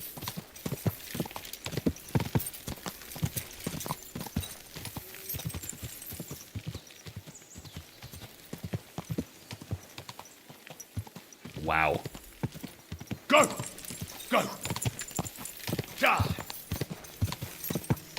Wow. Okay, I gotta say that is quite impressive. I mean, it's. I will say, okay, this is.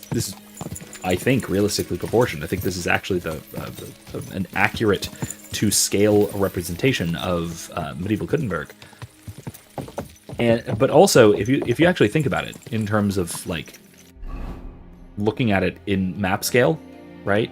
Or if you fly cam, I've seen some people doing like a fly cam of the place. It's not that big. By the standards of a city, it's actually relatively small. But man, it is so impressive, like riding up to it like that. There's a butcher.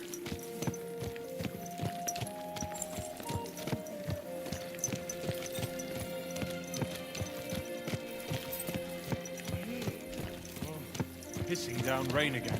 People walk here too, you know. I don't care. I have a horse. You'll deal with it. It's interesting that a lot of the houses, yes, they do kind of obey some of the architectural standards of the time, with a first floor of stone and then wood on top, but they don't have a very common feature, which is that the second floor and above stick out beyond the first floor. I would have expected that sort of thing. That is actually a really common and a highly practical. Oh wow. A highly practical architectural element, and it's actually a stability thing. There's a blacksmith. People walk here too, you know.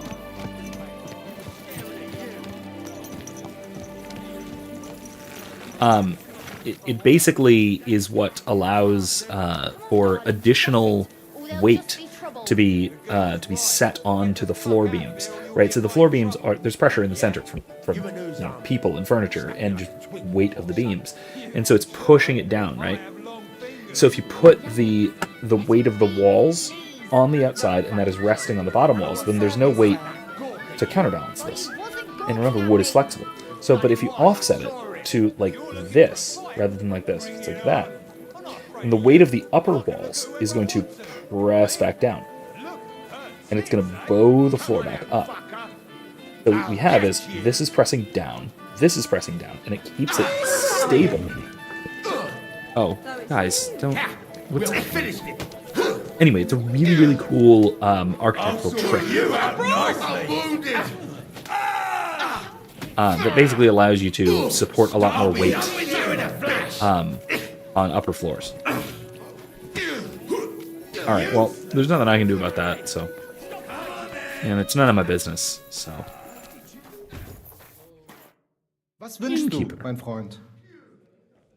What's new in the city? Oh ja, es gibt ein paar Neuigkeiten.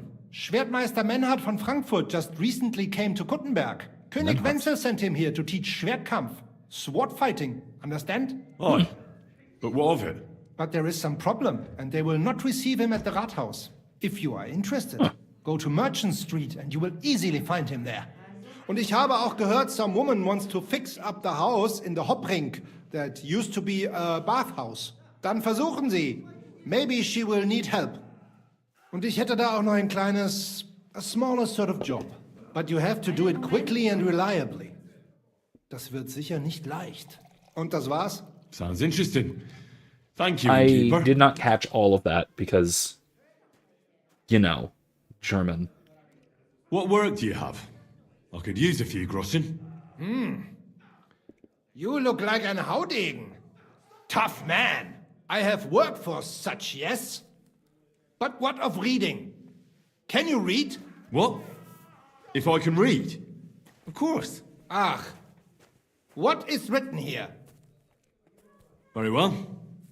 That German Geldstück pours short beers and then charges for a full tankard. His whole inn smells like puke, like he himself does. And the food... Was? What are you saying? It says my tavern is the best in Kuttenberg. Well, that's not what's written there. Der verdammte Schreiber. That youngster. Janek the scribbler. I wanted to hang that sign on the door. I gave him 5 beers to write that. 5! That little shit. So, what about that job? Donnerwetter! Na gut. So listen then. We have a problem in Kuttenberg. We merchants. It's crawling with Sigismund's soldiers, who are nothing but trouble. Not long ago, they started blocking the road to Kuttenberg, and every caravan had to pay a toll. And the merchants either had to find a way around or raise the prices of all their goods. If you are carrying booze, you must pay. He's carrying very clothes, loud. He's you pay. really shouting. Carrying salt, You pay, I get it. But what do you want me to do about it? well, the other merchants and I got a pile of groschen together for whoever can rid us of these soldiers. Would you dare? Interesting. And what about the city council? The soldiers don't bother them? Nein. They just want Sigismund not to notice them, so they can keep stealing everything around here. Yeah, okay. They are like they're pigs plundering. in speck. So why would they mind such a minor thing? Everybody is scared shitless these days. This actually does make Want sense, right? something done? I mean, Must do it Sigismund does yourself. not have the concern because he's not from here, right? This isn't his homeland. He's from Hungary, so he doesn't exactly have the concern that his soldiers to be on their best behavior. And then, of course, a lot of these soldiers they're not mercenaries. They are soldiers, and so they're not getting paid per se. They don't have wages. And so a lot of times that means that their wages are whatever they can just take from the lands around them. Excuse me. Which is right here. So they're collecting taxes, which is, I mean, that's what taxes are in the first place anyway, right? So, but we call it corruption if the king is illicit, but is illegitimate. But we call it taxation if it's not. I mean, Augustine said as much, right? What are kingdoms but great? What are kingdoms but great robberies? I think was the point. And how many of those soldiers are there? I've never been there. But the wagoners said sometimes 1, sometimes 5. That's all That's I a know. big difference. And what am I supposed to do with them? I'm supposed to take care of them? That probably will not even be necessary. Those soldiers are guarding the road on orders from King Sigismund. They have some Geleitbrief, safe conduct. I need you to go there. Get that safe conduct and then disappear. Keine Befehle, kein Wegzoll. So, how about it? Sure. Will you help us? Yeah. Yeah, I'll help. Where can I find these soldiers? Leave Kuttenberg through the north gate. Then take the road nach Grund. In the middle of the road, you will find a camp. Oh, that you cannot camp. miss it. Fine. I'll see if I can talk to them. That camp. Can I stay the night? Do you mind? Hello? Can I stay the night? Excuse me? Can I please? This is an inn, right? Was möchtest du, mein... Never mind. I can't stay here the night. That's inconvenient. Nice little tavern, though. Cute. Good place.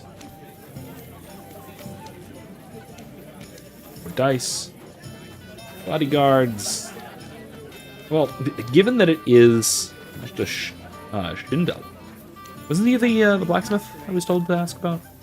Is this a little vineyard? This is a little in-city vineyard.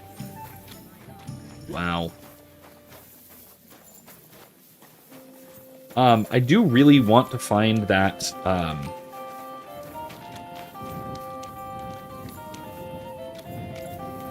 want to find that, that fountain. I wanted to yap about it, but I wanted to, call it a night and sleep first. Not call it a night out of game, but, like, let Henry go have a nap. Somewhere. Anywhere. At an inn, A scribe. Man, pigs. Hold that beast to heel. Heel. Is there a problem?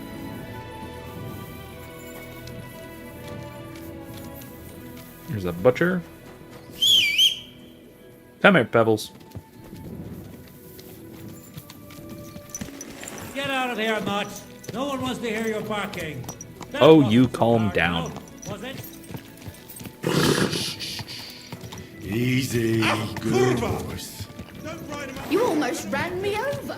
I didn't, though. And that's the important part. Who am I talking about? You know them only too well. Like Satan himself, they lurk in their hole. The foulest den of Vampire. vice, Okay, where cool. they drink with skeletons. Are we really going to stand for it? Burn down the den of vice, I say. Guilds and crafts.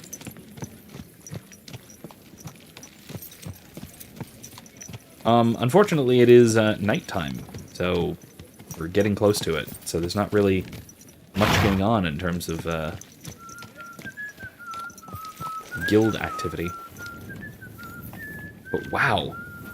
Again, okay, here we go. Here's some of what I was talking about in terms of, well, I mean, upper story walls coming out further, like I was mentioning.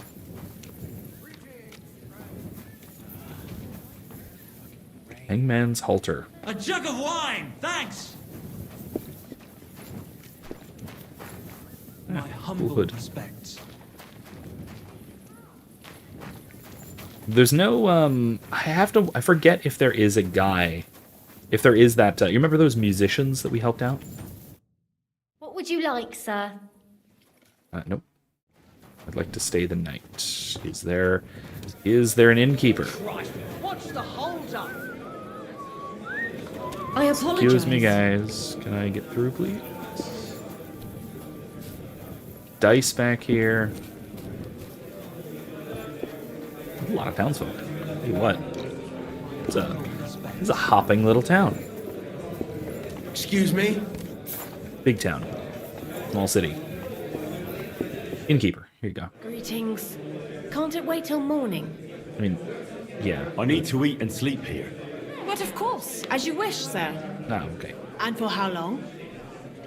I'd like to stay for a longer time. Aye, that can be arranged if you have the coin. Of course.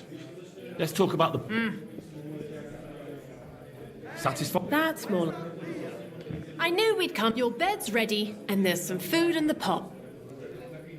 Where can I find my room? Excellent. Easy. You just go upstairs, and immediately on the left, you'll see the door with the green wreath hanging above it. Ah, wonderful. All right, let's go. Let's call it a night. Not us calling it a night, like the stream. I still got an hour. I apologize. Oh, no problem. Food in the pot, though, you said. There's food in the pot. Where's the pot? Oh, hi, Catherine. What are you doing here?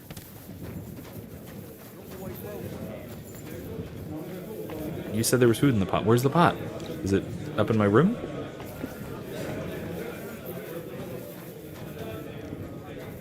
Yeah, whatever. Let's go upstairs. That's where Catherine went anyway, so let's go. There's my room. Another common room. Man, this is... Henry, I was wondering when you... Oop, wrong thing. Hey, Hey, my lovely. Zizka told me you found something out about Liechtenstein. If only just Liechtenstein. I've only been here a couple of days, but I seem to know everything about this city and its sinful people. And about the Pope, the second Pope, Sigismund, Oh yeah, that's right. I forgot this was during the Avignon the papacy. sickness of old men, the desires of young men, who I sometimes have to beat off with a stick. Simply everything. The tavern seems to be the fount of all knowledge. Henry.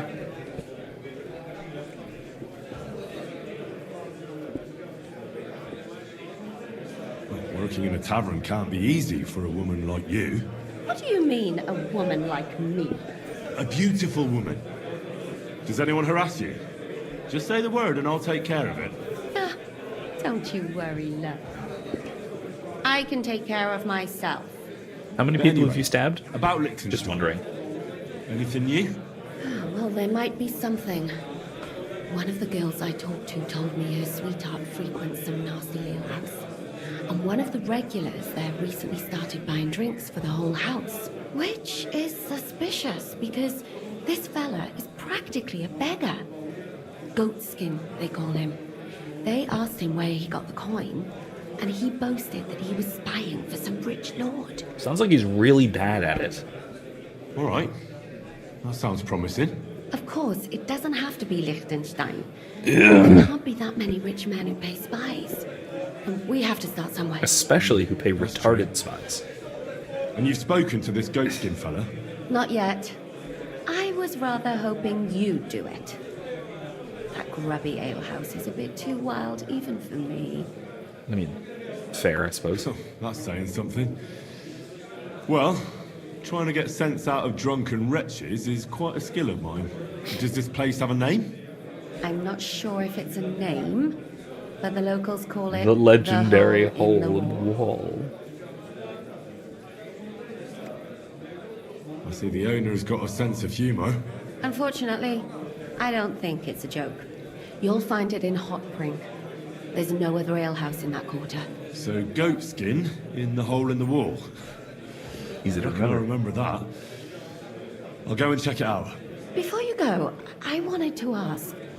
Nobody ever told me why we're actually looking for this Liechtenstein fella. You keep saying it even weirder and weirder every time. He might know where they're holding Capon. I'm sure lots of people might know that. But Liechtenstein's on our side. At least I hope he still is. You never know these days. Yeah. But who is he? And why is he in Kuttenberg? He's a young noble from Jobst's council. His family have domains in Moravia and Lower Austria. He's here to gather information about the enemy for Jobst. And judging by how important it was for Istvan to find out where he is, he's a real thorn in their side. And they're out to get him. So we're getting involved in noblemen's schemes again. Well, yes. Means trouble. That's why we're here. I'll do why my best not Henry's to here, get at least. mixed up in all that. Sure you will. But it can't be helped. There's a war on, and we have to fight. Watch out for yourself, Henry. I have a bad feeling about that district. You're not the only one. It is apparently quite a nasty place. So it would seem. How am I on foot? Yeah, I can And what can I get for you? bite to eat. Oh, that was not much. Alright, pot is 15 nourishment worth. Ah, yes, my room. Wow, nice room. Okay, alright, not bad. Here's my chest. There's soap.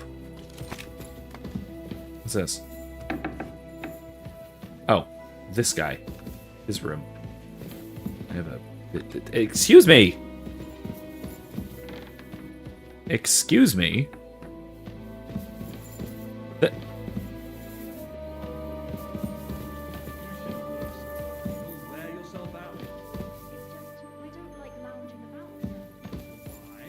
I'm assuming that this is my bed. I mean, either would technically be, I suppose.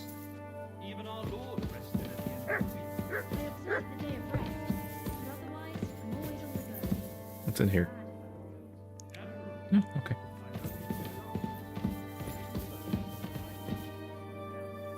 Let's see. What we got?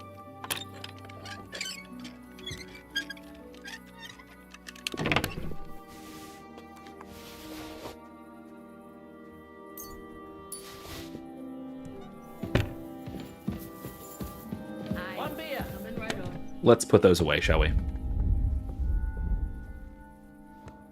Oh, wait.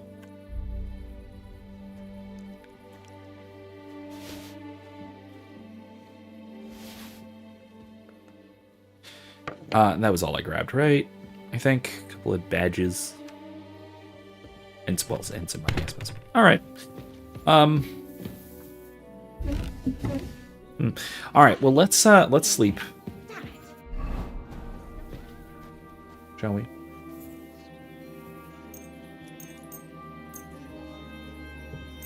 Until proper morning.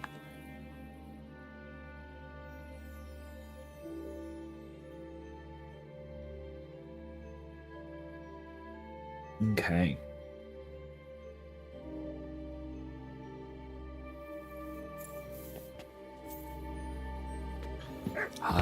And it overlooks the nice square and everything. No, not the fountain, though. I'm actually not sure where the fountain is in the city. There's the, there's Goatskin. There's the Nasty District.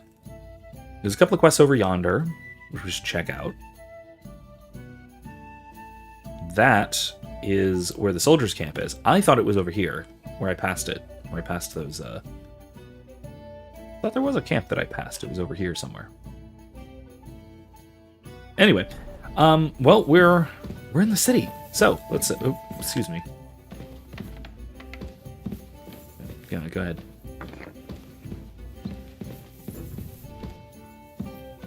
Oh, right. Aye, aye. A bite to eat. Maybe a couple of bites to eat, frankly. Yeah, another bite to eat. All right. So, I have a, I've mentioned that I have a couple of videos that I'm working on. One of which I'm realizing I really, I need a little bit more work on, which is the AI one. I guess I should say the other AI one. The one that I did not just already publish. Because I did just post one. I posted one where basically I take Greetings, sir. my essay prompts and I use them to prompt a couple of different AIs to see what kind of papers it will write. And see if it'll do a reasonably good job. And I went through and I basically graded these papers. You'll find it linked in the description as well, as it being the sort of most recent video on my channel. Check it out if you haven't. It's a fascinating little exploration of what AIs are capable of and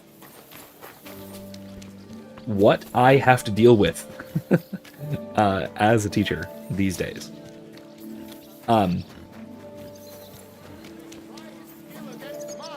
Because, I mean, as I'm sure everyone is fully aware, everyone and their mother, well, not and their mother, no, mothers are too old to be playing with AI, but all my students, at least, are, Do not waste your time with the local amateurs. all of my, to learn with a true meister like me. Oh. You are a brave fechter. Why not test yourself against the Meister? No man in Kuttenberg is as good as Menhard. All right, I'll challenge him. but yeah, all of, basically every Menhard is student, over there, not or far. nearly every Tell student, him. abuses AI. Meister of Langschwert from Frankfurt. Grüß dich. And so I'm used to this, and so I have to sort through it pretty constantly. And so I kind of walk through the process of looking through, okay, what exactly does this produce, and how good of an essay can it write? And the answer is not very. It can do a decent, but not good job, especially overall structurally. It has, I will say, improved in some ways over the last couple of years. AI, you can, in fact, now force an AI to take a position on a question. You didn't used to be able to do that. It used to constantly be all waffly. And say, it's a language model, I don't have opinions. Well, okay, shut up. Give me an argument. Now it will. It'll actually give you arguments, except it doesn't do a great job organizing those arguments into a cohesive logical structure. That's the greatest fault, currently. That, and it has all kinds of red flags with AI hallucinations, with an obsession with section titles, which there's a big kind of problem. Also, massive red flag. And then, of course, the little nuances of the information it has versus the information my students would have. So, all in all, I would say it's relatively easy for me to tell when something has been AI generated, but that AI will write a passing paper. Not a good paper, but a passing one. Who are you? Ich bin Menhard, ein Meister des Langschwerts aus Frankfurt. You will not find ein besser Meister for miles around, I tell you. And with whom do I have die Ehre? Who are you? Henry. I'm pleased to meet you. Heinrich. Sehr schön. Heinrich. A famous German König once also bore that name. He contributed to the founding of the Heiliges Römisches Reich. A wise diplomat and brave warrior. Since you carry such a name, I offer you a duel.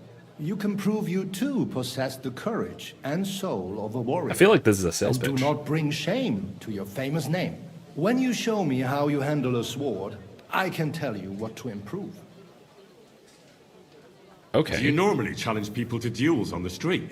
No, normalerweise nicht. But things in Kuttenberg sind nicht normal. I came from Frankfurt to teach the art des Fechtens on the invitation of your King Wenzel. But here in Kuttenberg, I have been treated with disrespect and dishonesty. Nobody cares about the king's decision. That is why I must defend my claim in another way. Where words fail, das Schwert shall speak. Therefore I issue challenges to duels. I am looking for brave men to take them on as Studenten. The rest I want to prove cowards. Would you teach me the art of sword fighting? Kein Problem, but all in good time. Erst you must show what you can do. Langschwert. Here now, yeah? All right. All right. Why not? Wunderbar. I always like a good Kampf. But the Schwerter will be blunt, yeah? We do not want to lose our handsome faces, no? I'll lend you ein Schwert, aber kein Harnisch. No armor, only clothing. That is the best Kampf. All right. Sure. Just training swords. No armor. Works for me. Good. Take off the steel and armor. You can keep your gambeson and let us get to work. Do. Okay. There. That'll work. I'll wear my noble gear. You are a brave face. All right, Menhard. I'm ready for a duel. Hey, Imsef, how you doing? Heinrich. How about eine Wette? Wette? Wie sagt man das? A bet for some groschen, yeah? If you believe in yourself. Well, welcome anyway, Imsef. Sure. Naturally. We're not going to work up a sweat for nothing, right? A nice wager will bring some tension into it. Good, good. I like your attitude. We have spoken enough. Let us do it.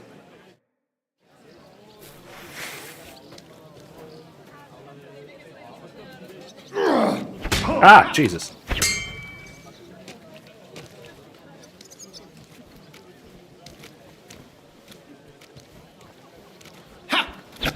Ah! Yeah, okay.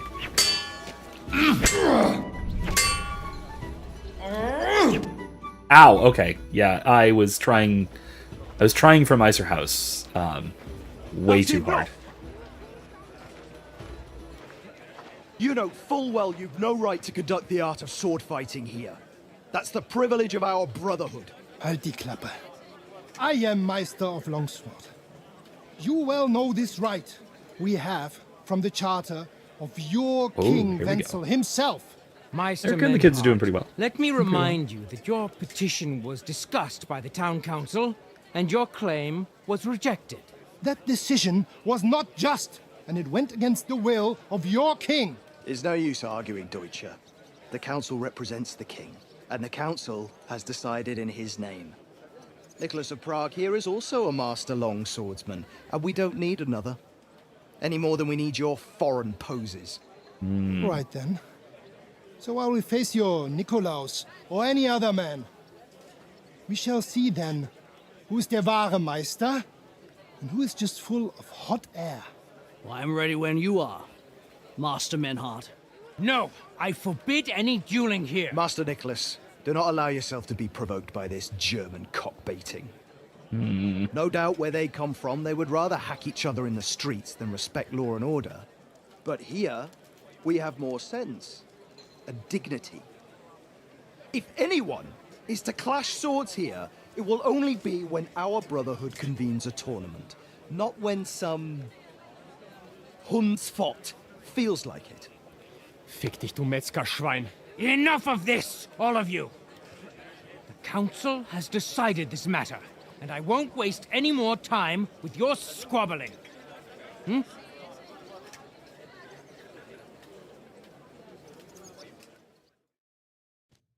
You've infringed on our regulations, and it's not the first time. You'll pay a fine. Scheiße. That is ungerecht. Not just. And you will be banished from the town, so that nothing Oof. like this happens again.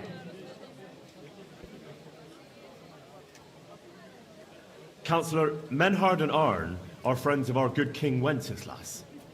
That's why they have his charter, isn't it? You don't want to treat someone of that stature like a common criminal or troublemaker. Show them the courtesy they deserve. Fuck courtesy. To the pillory with them. Trampling their honor and dignity underfoot is the same as trampling on the honor and dignity of our king. Easy, Master Butcher. Kindly leave this matter to me. Let's see if this can So, Master... Henry. Henry here is right in some respects. You have a charter from King Wenceslas, Okay, success, which, that's in good. truth, I cannot simply ignore. No. You will not be banished from the town, but I warn you, should this be repeated again, it will not be overlooked. Ich verstehe, Ratsherr. Yes. Good. I'm pleased to hear it. Nevertheless, you have actually been conducting the art of sword fighting illicitly. You shall therefore pay a fine, to which the Kutenberg Sword Fighting Brotherhood will be entitled for the infringement of their right, which also applies to your eloquent spokesman, Henry. Councillor, that would be all well and good if things were as actually, you say. That's not actually how it is. Because Meister Menhard here was not conducting any sword fighting art. Horseshit! What else would you be meeting up here with swords for, eh? If he had actually been conducting the art of sword fighting, but Master Menhard here was only defending his honor in a duel because I wronged him. Yeah, that is true. Every man has the right to defend his honor. There we go. But tell me, how exactly did you offend Master Menhard so inexcusably that it came to swords? I mocked Menhard's sword fighting skill. Good for you. Menhard is only a master of loudmouth talk. Come and prove it, du Feigling. We will see who is the Meister and who the loudmouth. Easy, Amaram. Don't do anything you might regret later. You will What regret I hear, crossing swords with Menhard's Menhard. art is not to be taken Meister lightly. Menhard is. I love that he's included because Menhard is one of the, like, I think probably the most prominent German longsword master, like, in history. German is better than you. Certainly not.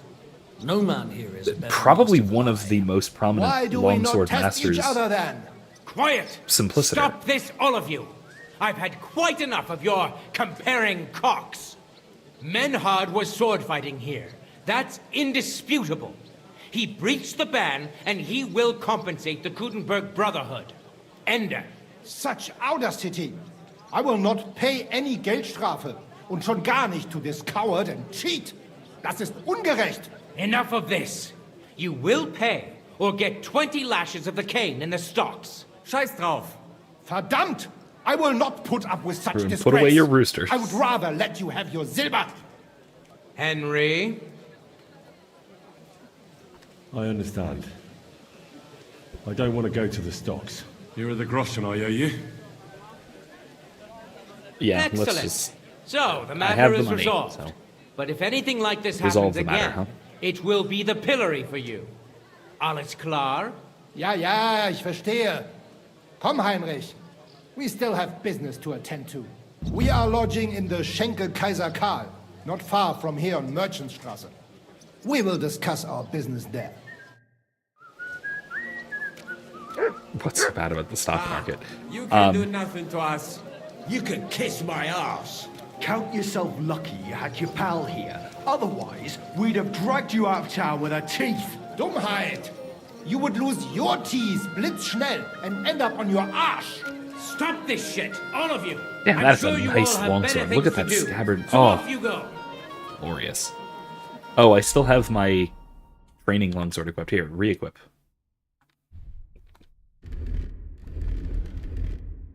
There we go. All right, Menhard. Let's go with him. He is. Okay, I actually really like that this is that they use these historical figures that are, you know, sufficiently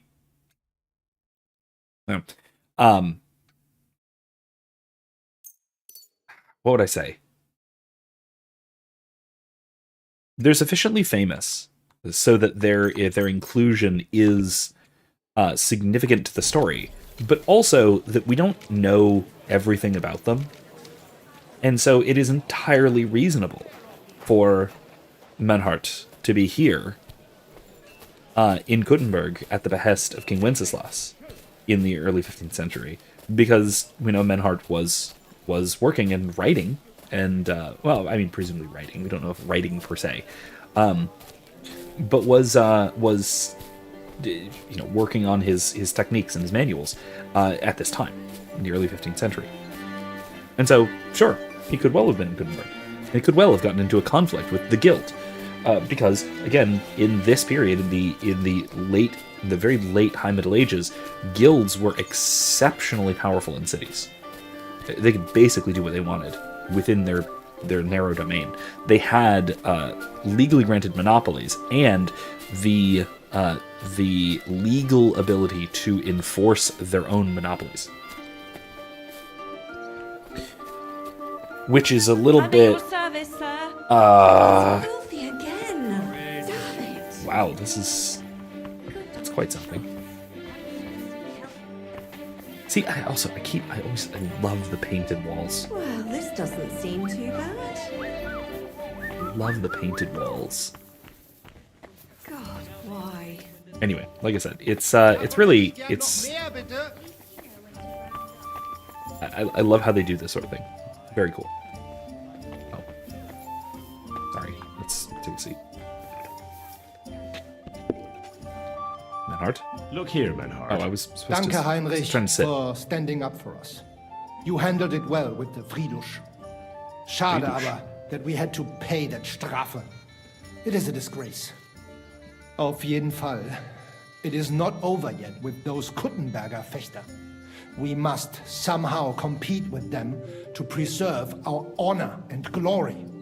It is not possible that a Meister such as I can be rejected and humiliated. Richtig. Es muss Gerechtigkeit geben. Listen, Menhart.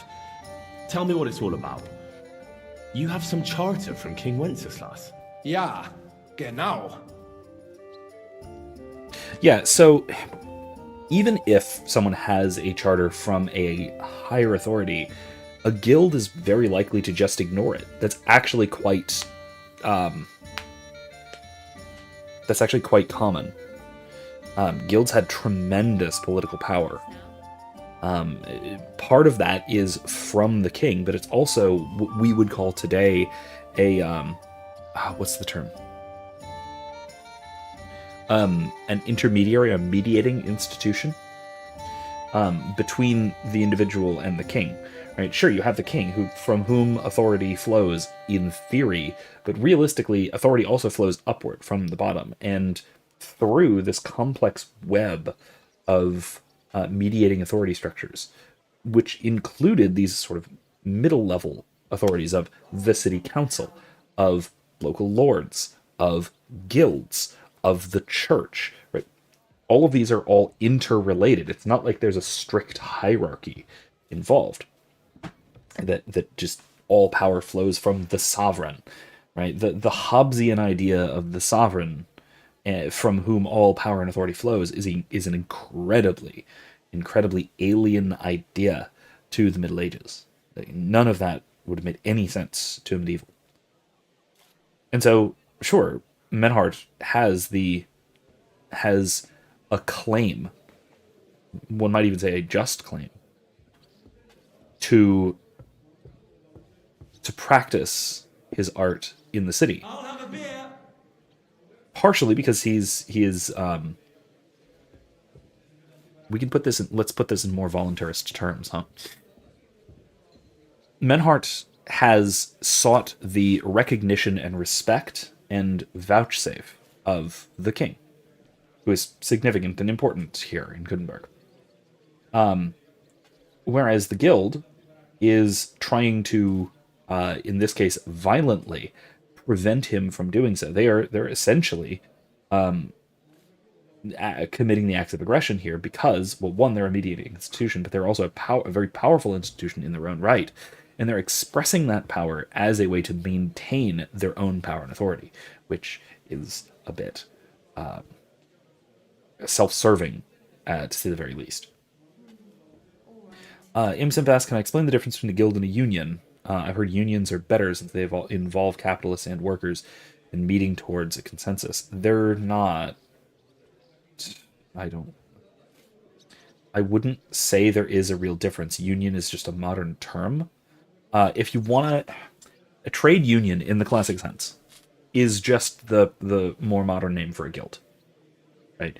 It just is the union, so to speak, a collaboration of producers of a certain trade, preventing others from competing with them, often through violence.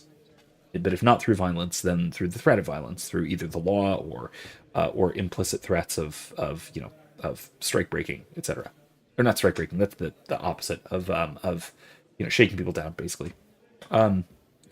Both of them are just either arms of the state or substitutes for state power on a sort of step down, a level down from the power of the state. They're ultimately the same thing. Now, in the modern context, in the sort of post-industrial context, trade unions are almost never actual unions of artisans or tradesmen, per se. Unions are typically workers' unions. They are labor unions, which are very different from classical, medieval, or even modern trade unions. Labor unions are they are collective bargaining apparatuses. They are groups that allow people to exert communal pressure onto corporations, basically, onto capitalists, to use a perhaps Marxian term. But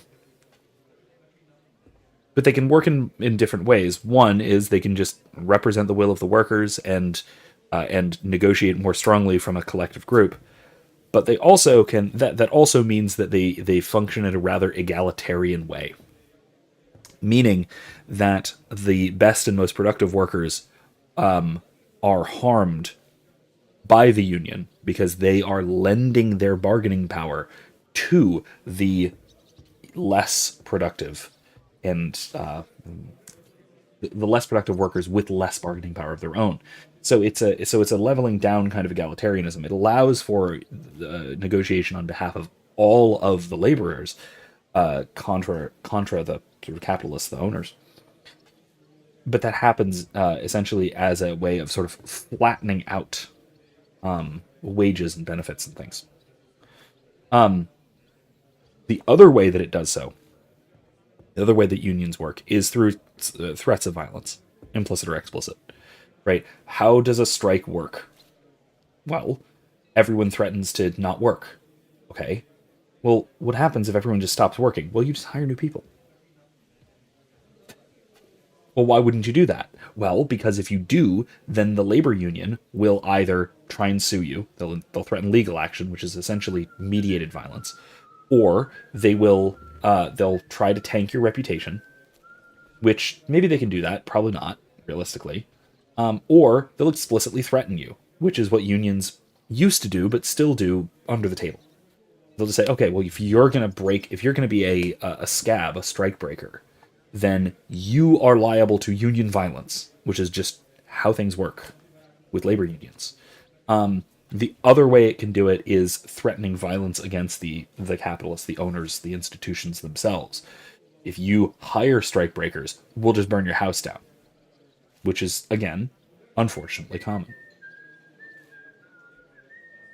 Yeah, that's the case where you work. I'm not surprised. That's how unions always work, is that they harm those who are more capable at the expense of, or for the sake of those who are less well off or less capable.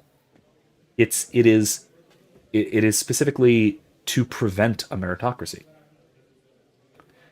Which, I mean, there are benefits to that, right? But yeah, they are legalized organizational thugs. Yes, like explicitly. Look at the history of labor unions, especially in the U.S., but really worldwide. That's what they always were. They were always involved with organized crime. They never weren't. They still aren't. Like, I have a lot of family. Look, I'm Italian. I don't look it, but I got a lot of Italian family up in New England, and a fair number of them have worked for unions, if you know what I mean. We got a long history of this sort of thing.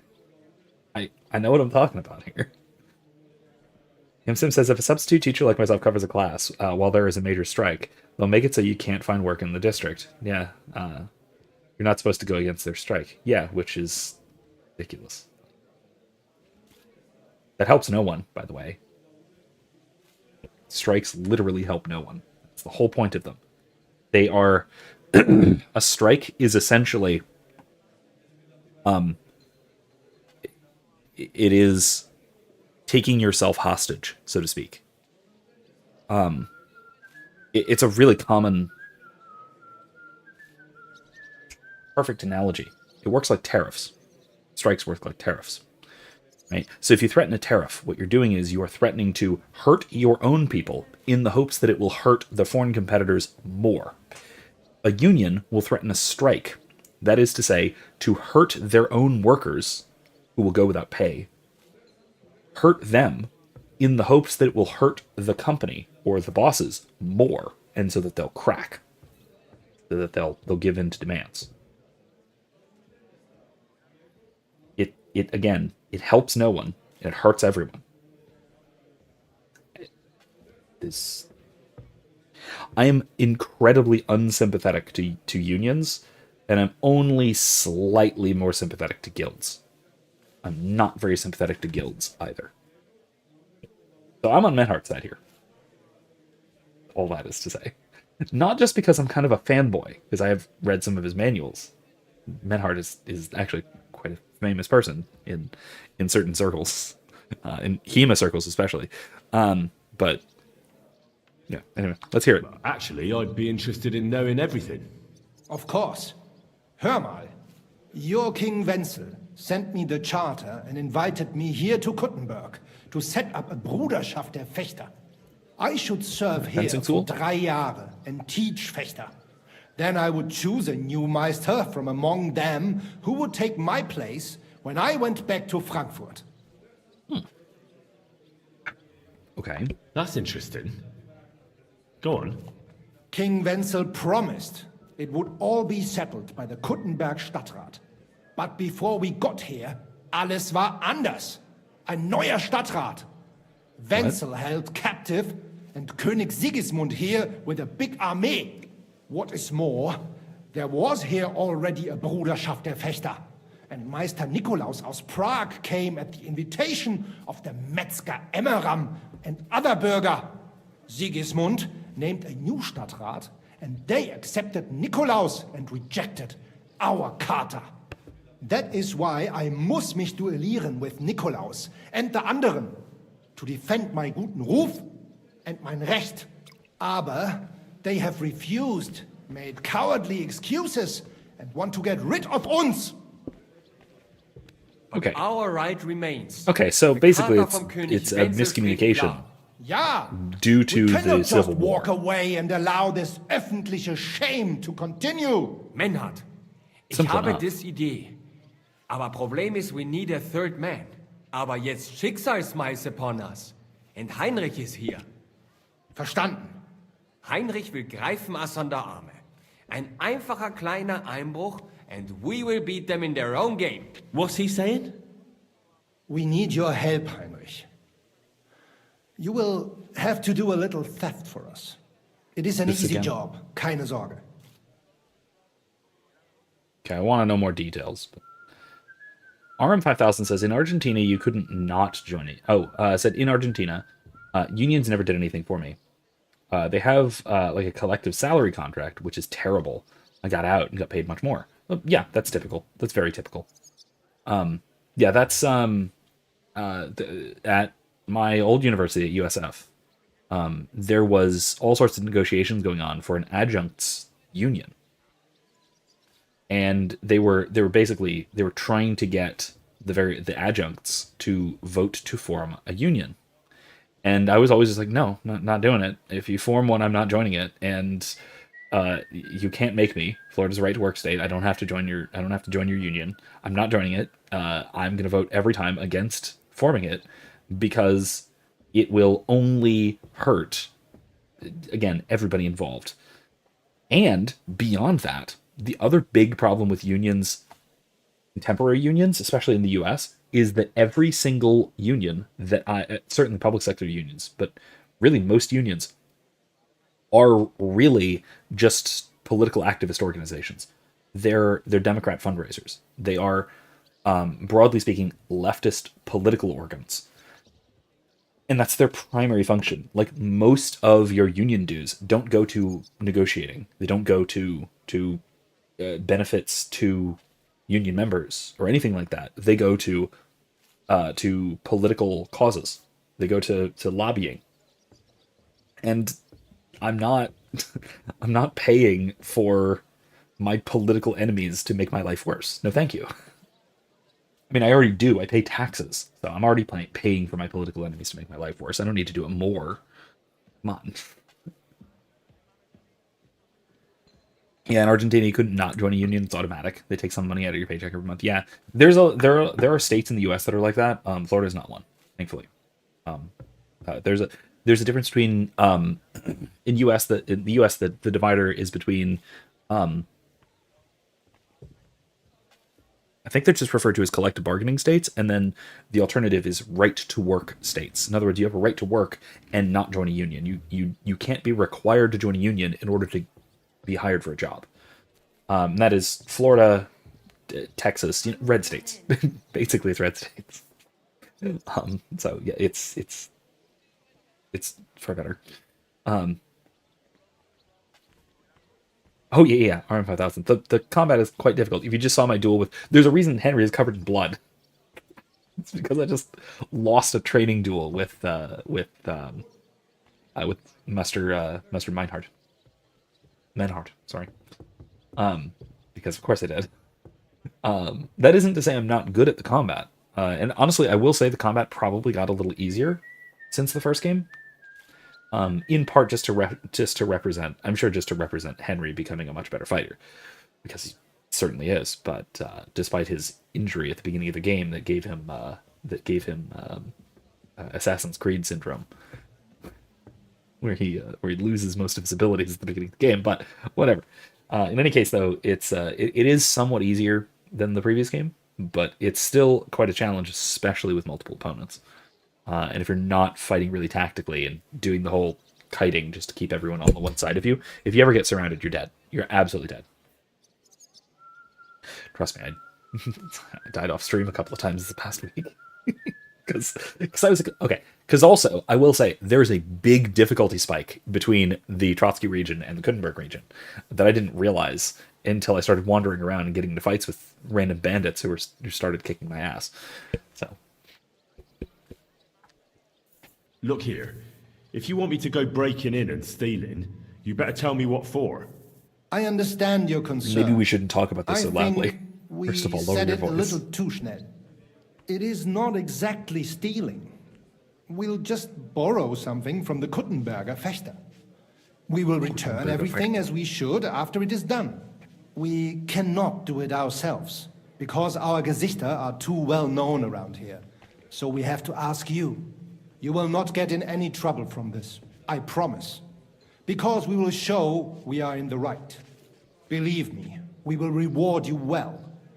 I will teach you much in the Kunst des Schwerts. Yeah, RM5000 is absolutely right. Yeah, multiple opponents. I mean, that's just realistic, though. Like, it is not twice as... having done about both martial arts and LARPing, combat LARPs, having done both of those pretty extensively in years past, I can tell you, fighting 2 opponents is not twice as hard as fighting 1 opponent. It's like an order of magnitude more hard. And then if you add more, you can't. Like if you are substantially outnumbered, you have a serious, serious disadvantage. Now, that can be mitigated.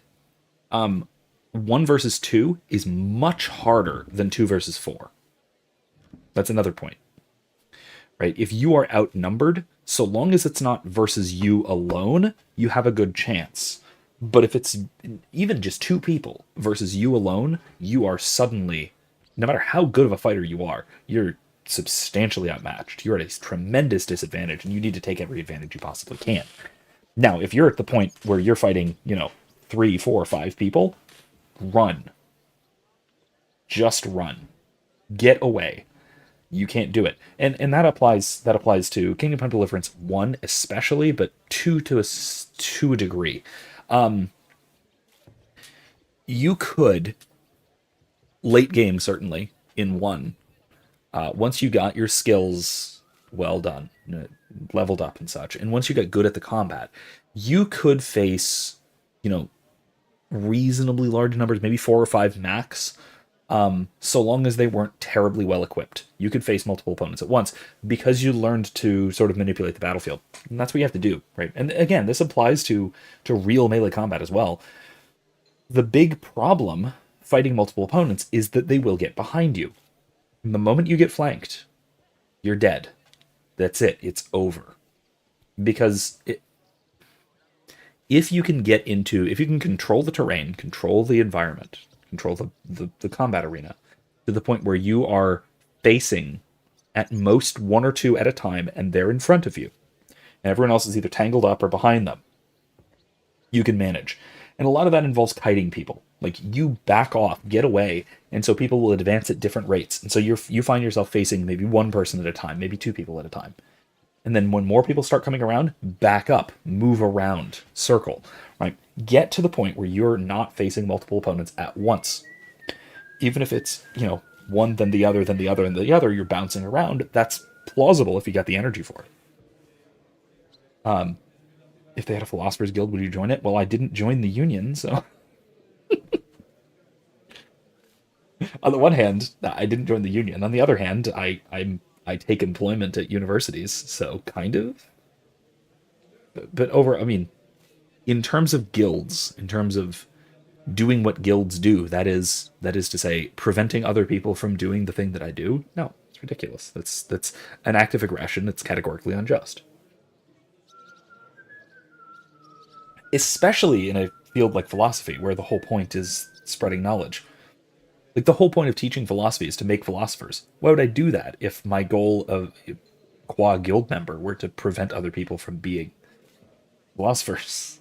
Again, keep in mind, like, this is one of the things that I always emphasize in my ethics class. One of the easiest ways of pinpointing something being unethical is if there is an inherent performative contradiction.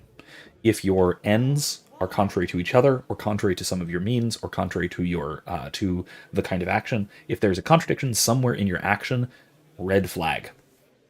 And that's a red flag right there. That's contradiction. What if it's just a bunch of middle-aged old guys in togas arguing that if a tree fell in the woods, did it really fall if you didn't see it fall? If that's the guild, then they're wasting their time. Now, if it were a bunch of middle-aged old guys talking about esoteric questions, I would join them every day. I don't know if I would look good in a toga, but I've never tried, but I'd give it a whirl. Why not? I'm more of a bow tie and old jacket type. Actually, my best professorial look is probably the bow tie, like collared shirt, bow tie, and trench coat. Because I got a nice, black leather-lined trench coat that is a fantastic. Goes really well with bow tie type thing. Either that or the Hawaiian shirt. Though this is more my dad uniform than it is my philosopher uniform. These are different things.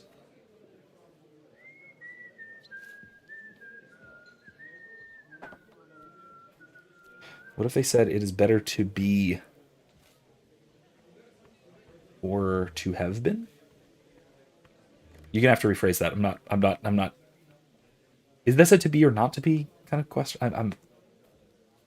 This may be a typo issue. RM5000 says, so true what you said about combat. Humans actually lock in too. Peripheral vision is disconnected when in fight or flight. That is a hell of a thing to train. That's actually something you can train, though, by the way. You can train that. He says, but I was very used to playing a lot of Chivalry 2 before trying this. Okay, yeah. And Chivalry 2 is more of a mass combat game. It's designed for groups of allies versus groups of enemies. I think I tried it out like once or twice. I haven't dove into it very much. I have it. I should. But I haven't really played it too much. But this one, again, it's designed for you standing on your own, and that's really tough. Again, I say all of this from some degree of experience, right? Because like I said, I trained martial arts for years, kung fu in particular. And then for a bunch of years more, I was in a bunch of different LARPs, live action role playing games, combat LARPs, where I was using like boffer weapons, so foam padded swords and things. And then also I was in a Star Wars LARP, so plastic lightsabers. And so a lot of it does come down to tactically managing the situation around you, especially if you're in team combats, so to speak. Because again, like I said, it's tremendously easier. Like a 2-on-4, it's a weird dynamic that a 2-on-4 is much easier than a 1-on-2. I would even say a 2-on-6 is easier than a 1-on-2. Because you have someone else to cover your blind spot, you can cover a good amount. Because if you're basically fighting back to back, the only real problem is if you get manipulated into, instead of facing away from each other, turning to face the same direction, which I've seen happen multiple times. I've caused it, I've beaten people like that, and I've had it happen to me. Both. It is a really common problem. It's basically the tactic to do if you outnumber multiple opponents, is to get them to focus in one direction and then open up a blind spot that you can send somebody in to go hit them. Again, all this is tactical thinking, and it has to also happen without much communication. Because if you say, hey, go around behind them, if you say that audibly, you failed. Because then they know. Then your opponents know what you're doing. And if they know what you're doing, then they can just stop you. All of this has to do with this tactical communication and tactical coordination, none of which can happen verbally. It's fun, I will say. That kind of if you have the opportunity to do like a LARP experience, that kind of thing, check it out. It's fun. A lot of fun. Especially the kind of thing that I did, which was a week to week, like every week it was an ongoing story in a steady settings kind of thing, which very in character and everything as well, which very fun, very fun. I miss that being really popular, because there was a time in the early 2010s when that was like a super popular thing to do. All right, I have a feeling you're in the right. And besides, you served King Wenceslas. You're here. You can count on me. Wunderbar. Also zugestimmt? You will not be sorry. I will teach you many secrets of die Kunst des Schwertes. I will make you a great Fechter. Arne, lass es uns hören. Also, es ist einfach. You must into der Fechthalle einbrechen und ihr Gildenschwert stehlen and then hang it am Rathaus. Mein Heart? Es ist so. You must break into their sword-fighting hall and steal their Gildenschwert. Guild sword. They must not see you. Okay. You can recognize the sword sicher. It is surely a Meisterwerk. Then you must hang it on the Rathaus for alle Bürger to see. But no one must see you. Vielleicht it is best to go at night. Verstehst du? Okay, I think I get it. This is to embarrass them, right? Right? Yeah, Simsip, I did meet my wife at a Star Wars LARP. I always like to I like to say that the night we met, I died to save her. Actually, not true. She died to save me, and then I wasted my life in pointless vengeance. So it was stupider than that. But it worked. So basically, it was there were NPC enemies that were tremendously powerful and had like dual lightsabers and were hard to kill and all that kind of thing. And it was her first night, so first nighters in this LARP didn't get lightsabers. They were basically just cannon fodder, and we're just kind of running around to kind of see how things work, right? Also, they were cannon fodder for older players to pick on. There were some negative aspects to that community, but neither here nor there. That's for another time. But anyway, so she was her first night playing as a Sith, and I was a Sith at the time. We got cornered by one of these monsters, by one of these NPC monsters. That is to say, a player was playing as a NPC monster. And she says, "Go, I'll hold him off." And I start booking it, and then she gets killed, and I say, "No," and I turn back around and fight the thing, and I almost killed it. It was close.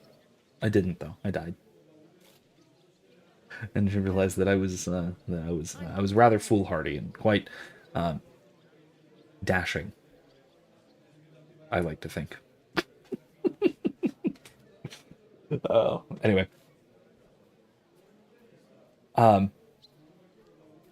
Yeah, RM5000 says, I always wanted to try that. There's a medieval fair here, but only opens once a year. I always miss it.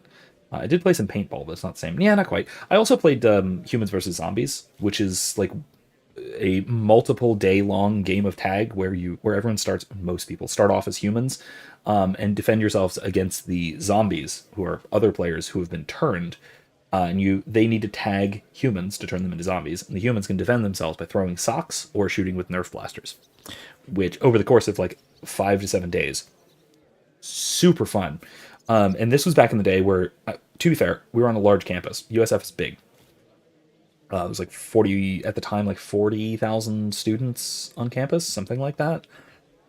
It's since gotten a bit bigger. I think it topped off a little over 50,000. And we did this every semester for like 5 to 7 days. And every time during my entire time there, we had at least 2,000 students signed up for it. It was crazy. So much fun. But yeah, also though, this was back in the day when it was cool to have fun.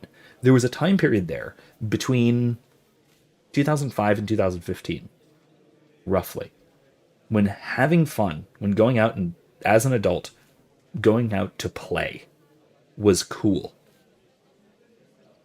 Since then, things have devolved into a kind of bitter irony where we have to be, solemn and detached from things, and being cool is about not enjoying stuff, I guess. I'm just like, come on, man. I miss the good old days when it was cool to have fun.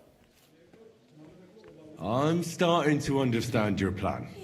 The Kuttenberg swordsmen display their guild sword on the town hall to announce that they're accepting challenges, right?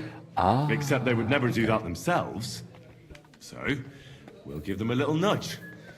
They won't be able to back down, and Menhard will get the duel he wants. Exactly, Heinrich. I see you know a lot about Fechter traditions. That makes me happy.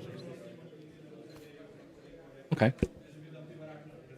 Where do I find that sword fighting hall? Natürlich hier in Kuttenberg, near the new gate. New gate. There, on the corner, is the Badehaus of Herr Adam. Die Fechthalle, the sword fighting hall, is behind it, opposite the small Burg on the Burgenstraße. Hradek Quarter. Du wirst sie leicht finden. They have a shield hanging up, and you will hear the swords ring. Okay. All right, let's do it. I'll steal their guild and shirt and hang it on the town hall. Klar. Wunderbar. The main thing is they must not see you. And if anything goes wrong, do not kill anyone. That would spoil our plan. Yeah. Murder can make things awkward. Good. That's agreed. I love the understanding. When it is fertig, come and tell me. Awesome. What a day. I love this song, whatever this is. What's that? Oh, it's a hook. Okay, it's code hook. Got it. I was wondering what that was. That was a little symbol. Is this another place I should get a room?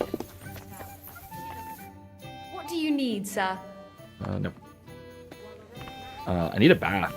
I'm assuming there is a somewhere to wash myself back here. Yeah, maybe. No, maybe. Yes. No, maybe. Yes. Here we go.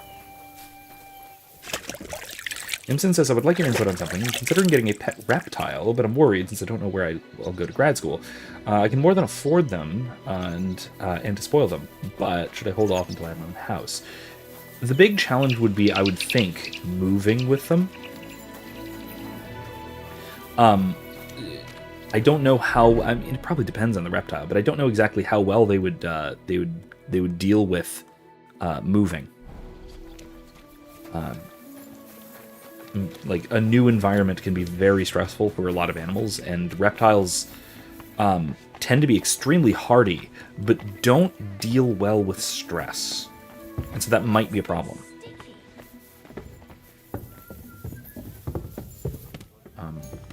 Okay, thank you.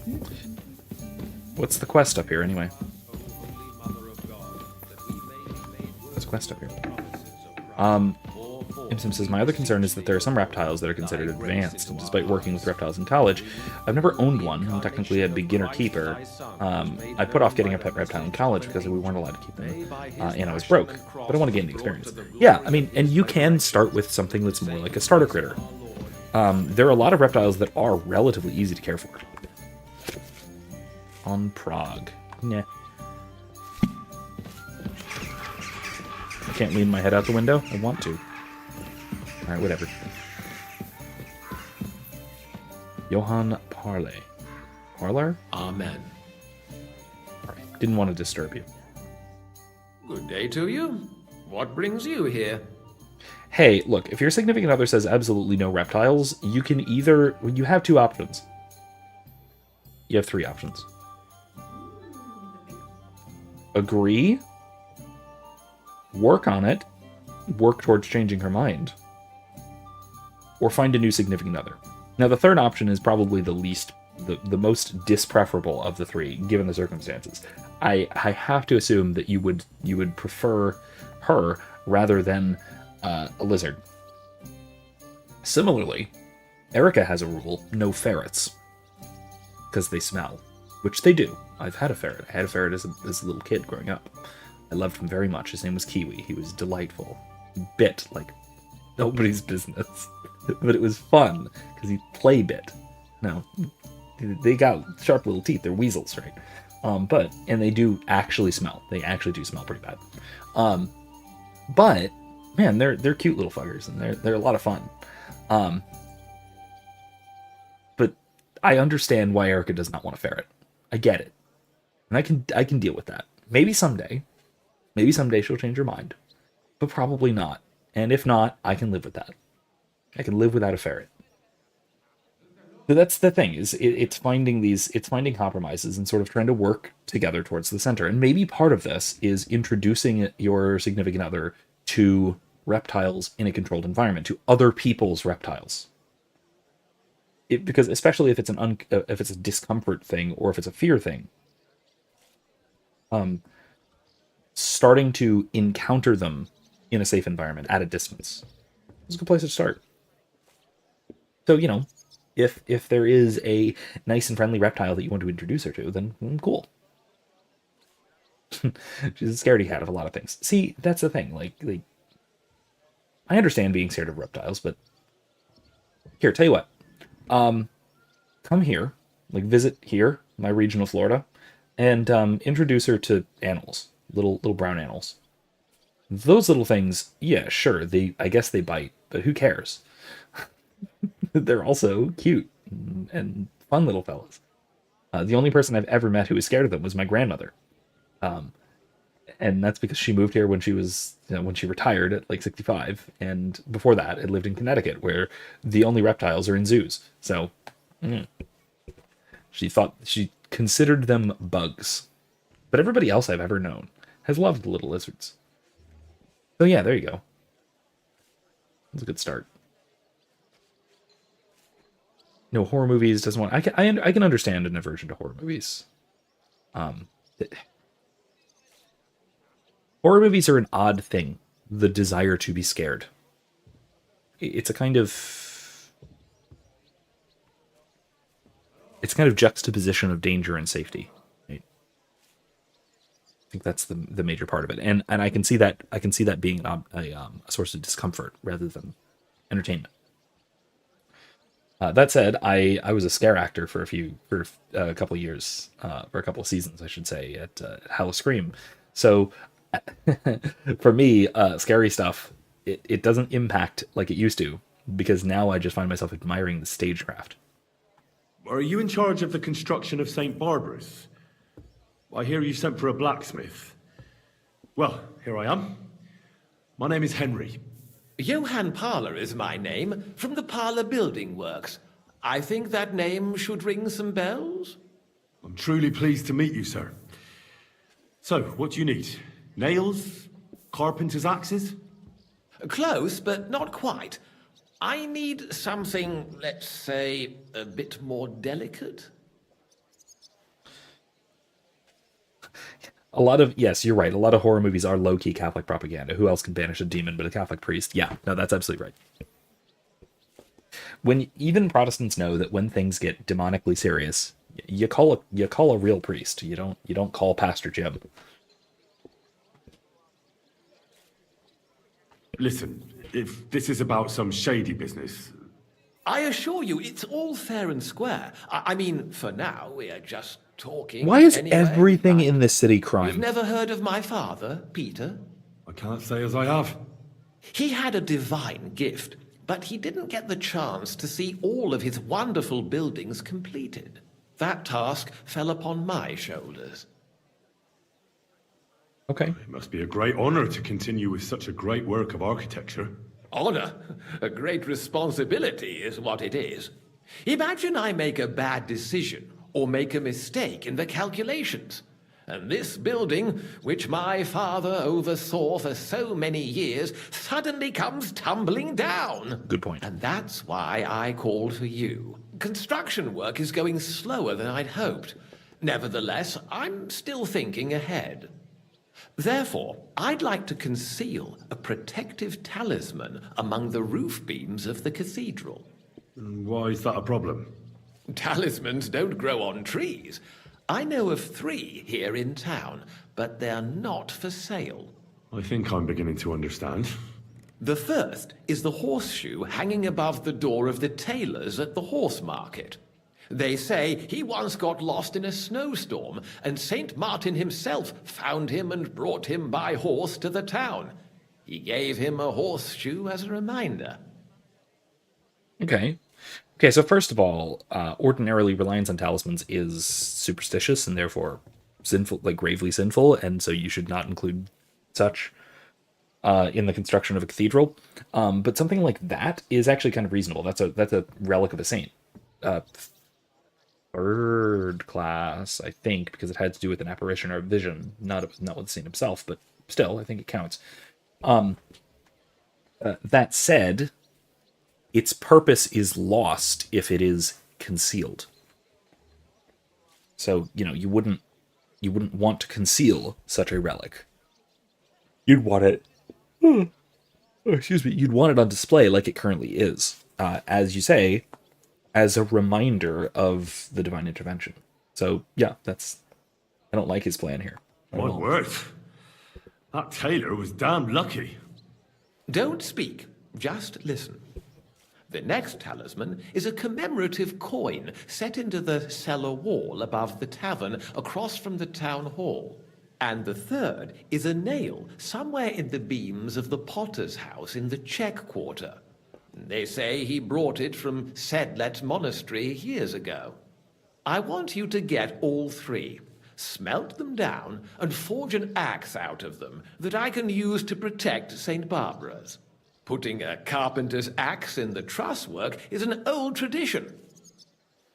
And no one will know it's made out of a horseshoe and a coin. That's not the kind of job I was expecting. Well, I understand. But don't forget, your reward will be more than expected, too. I need to think it over a bit more. But make up your mind quick. Oh, and I trust that's you'll actually keep this little discussion to yourself. I believe we that meet is sacrilege. If that would in fact qualify as a relic, then it's definitely sacrilege.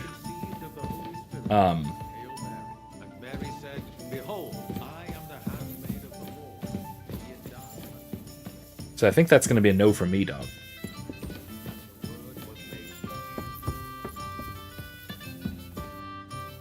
Wait, is this my room? No, this could be my room, potentially.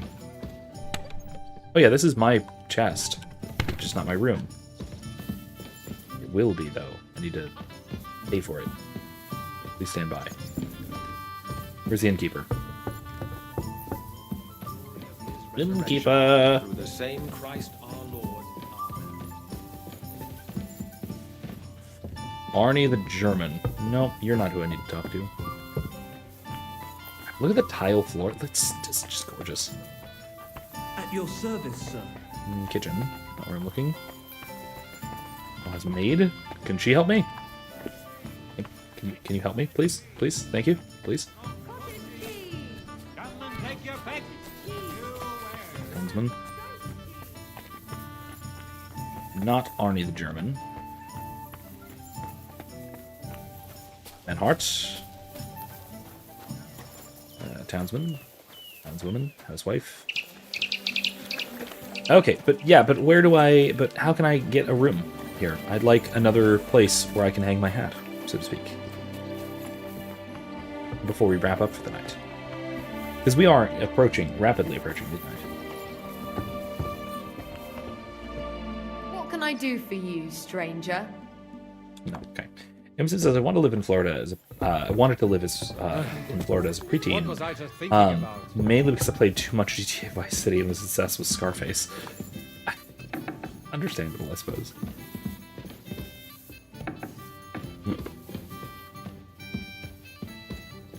Yeah, none of these are... No, it's not owned. Where can I get a room? Where's the innkeeper? Johann?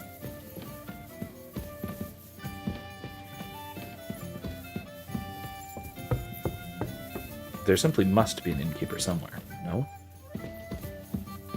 That door doesn't exist. Okay. What's this? What's happening here?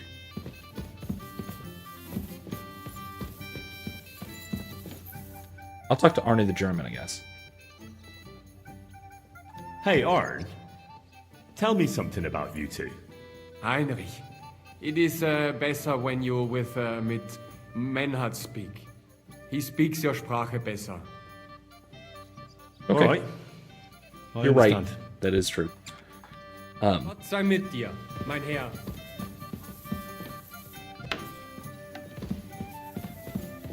It's a nice little room, but not what I'm looking for. Where is anyone? Where's the innkeeper?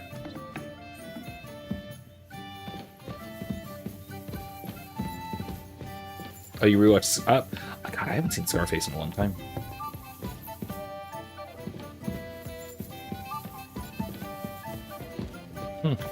The attic.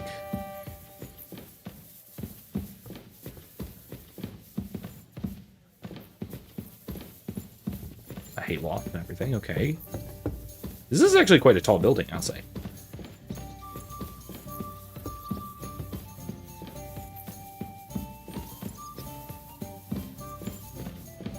See, the wreath tells me that this is a potential room for me. RM5000 says, I caught a gecko once. I have no idea how, but it didn't really like being in a house, and it barely touched any food. I returned to the same place I found it. Oh, okay, so yes, the map is bigger than the first game, as you can see. This is the Kuttenberg region, which is around the size of the map of the first game. Now, I don't know how to check or see the map. Can't fast travel. Okay. Well, there's also another whole region. There are 2 maps for this game. There's the Kuttenberg region, which is the city of Kuttenberg, and a lot of the surrounding countryside, quite a lot of countryside, frankly. And then there is the Trotsky region, which that region is smaller than the previous one. This one is around the same size. It might be a hair smaller, but it's about the same. And includes a proper city. That is Kuttenberg.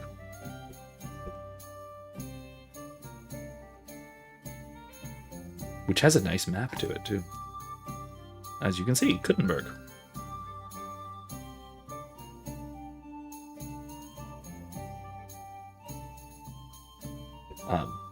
Yeah, no, it is a big map. Let's go back downstairs. I want to find the innkeeper. Townsman? Greetings. What brings you here so early in the morning? No. You want to play dice. I... Artisan. Townsman. Oh, come on!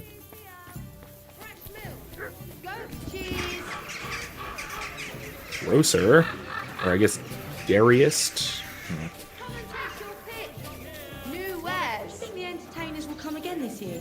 If they find out that the king and his entire army... Okay, I give up. I don't know. Maybe there isn't a way to, maybe there isn't a way to get a room here. I strongly suspect there is. Oh, a priest. Again, because of the wreath. The wreath usually indicates a rentable room. Excuse me. There's a cellar. Is the innkeeper in the cellar for some reason? Oh, yeah. Greetings, my friend. He's drunk. I'd like something to eat and to spend the night. It would be an honor, good In the sir. wine cellar. And for how long? Making use of the wine cellar. I'll stay Okay. here longer. Aye, that can be arranged. If you have the coin. I do indeed, but I want you to Let's pay talk less about of the price. Hmm. Do you accept? That's not enough. What can you do? it. Okay, fine. All right, I'll pay. Here's the money. I knew we'd come to an agreement. You're Yeah, going to fine. like it here, sir. The rooms are clean and a cauldron of good food to go with them. All right. I actually know where my room is care. because I happened to cross it. It's the one with the wreath, because it's always the one with the wreath. Are you going to do what we talked about? All right. Anyway, I think we are going to call it there. I'm going to call it a night. I'm going to go up to my room because I'm going to want to do some crafting and stuff off stream. And that means accessing my chest and taking some stuff out of it and putting some things in it. Blah, blah, blah, blah. Anyway. Excuse me. Thank you guys for joining me tonight. I had a great time. We did not actually get to find the fountain, so the thumbnail was a lie. My sincerest apologies. Anyway. Oh, that is a nice... Look at that. That's such a good spot to end on. Gorgeous. Look at Kuttenberg. Anyway. Thanks again for joining me. I'll see you guys on Thursday for Expedition 33. Keep an eye out for upcoming videos. I've got one that I'm still working on. Another one having to do with AI and ethics of AI. And then I've got another couple of videos as well that are in the works. A couple of Star Wars related ones on my sort of Star Wars EU playlist. And I've got another one on the ethics of political assassination as part of Just War. I might do that one first. I might come up with that one first if I can get it edited. Because it's kind of topical, unfortunately. Anyway, look forward to that. Keep an eye out on the channel. I might have that as published as early as early as Thursday. We'll see. Otherwise, expect either or both of those around the weekend. Some of them at least, something to come up by the weekend. Otherwise, I'll see you guys on Thursday for Expedition 33, and then I'll see you guys again next Tuesday for more Kingdom Come Deliverance 2. So, good night, everybody. Thanks for joining. See you next time. Remember, don't be safe. Be well. More importantly, be good. Good night, everybody.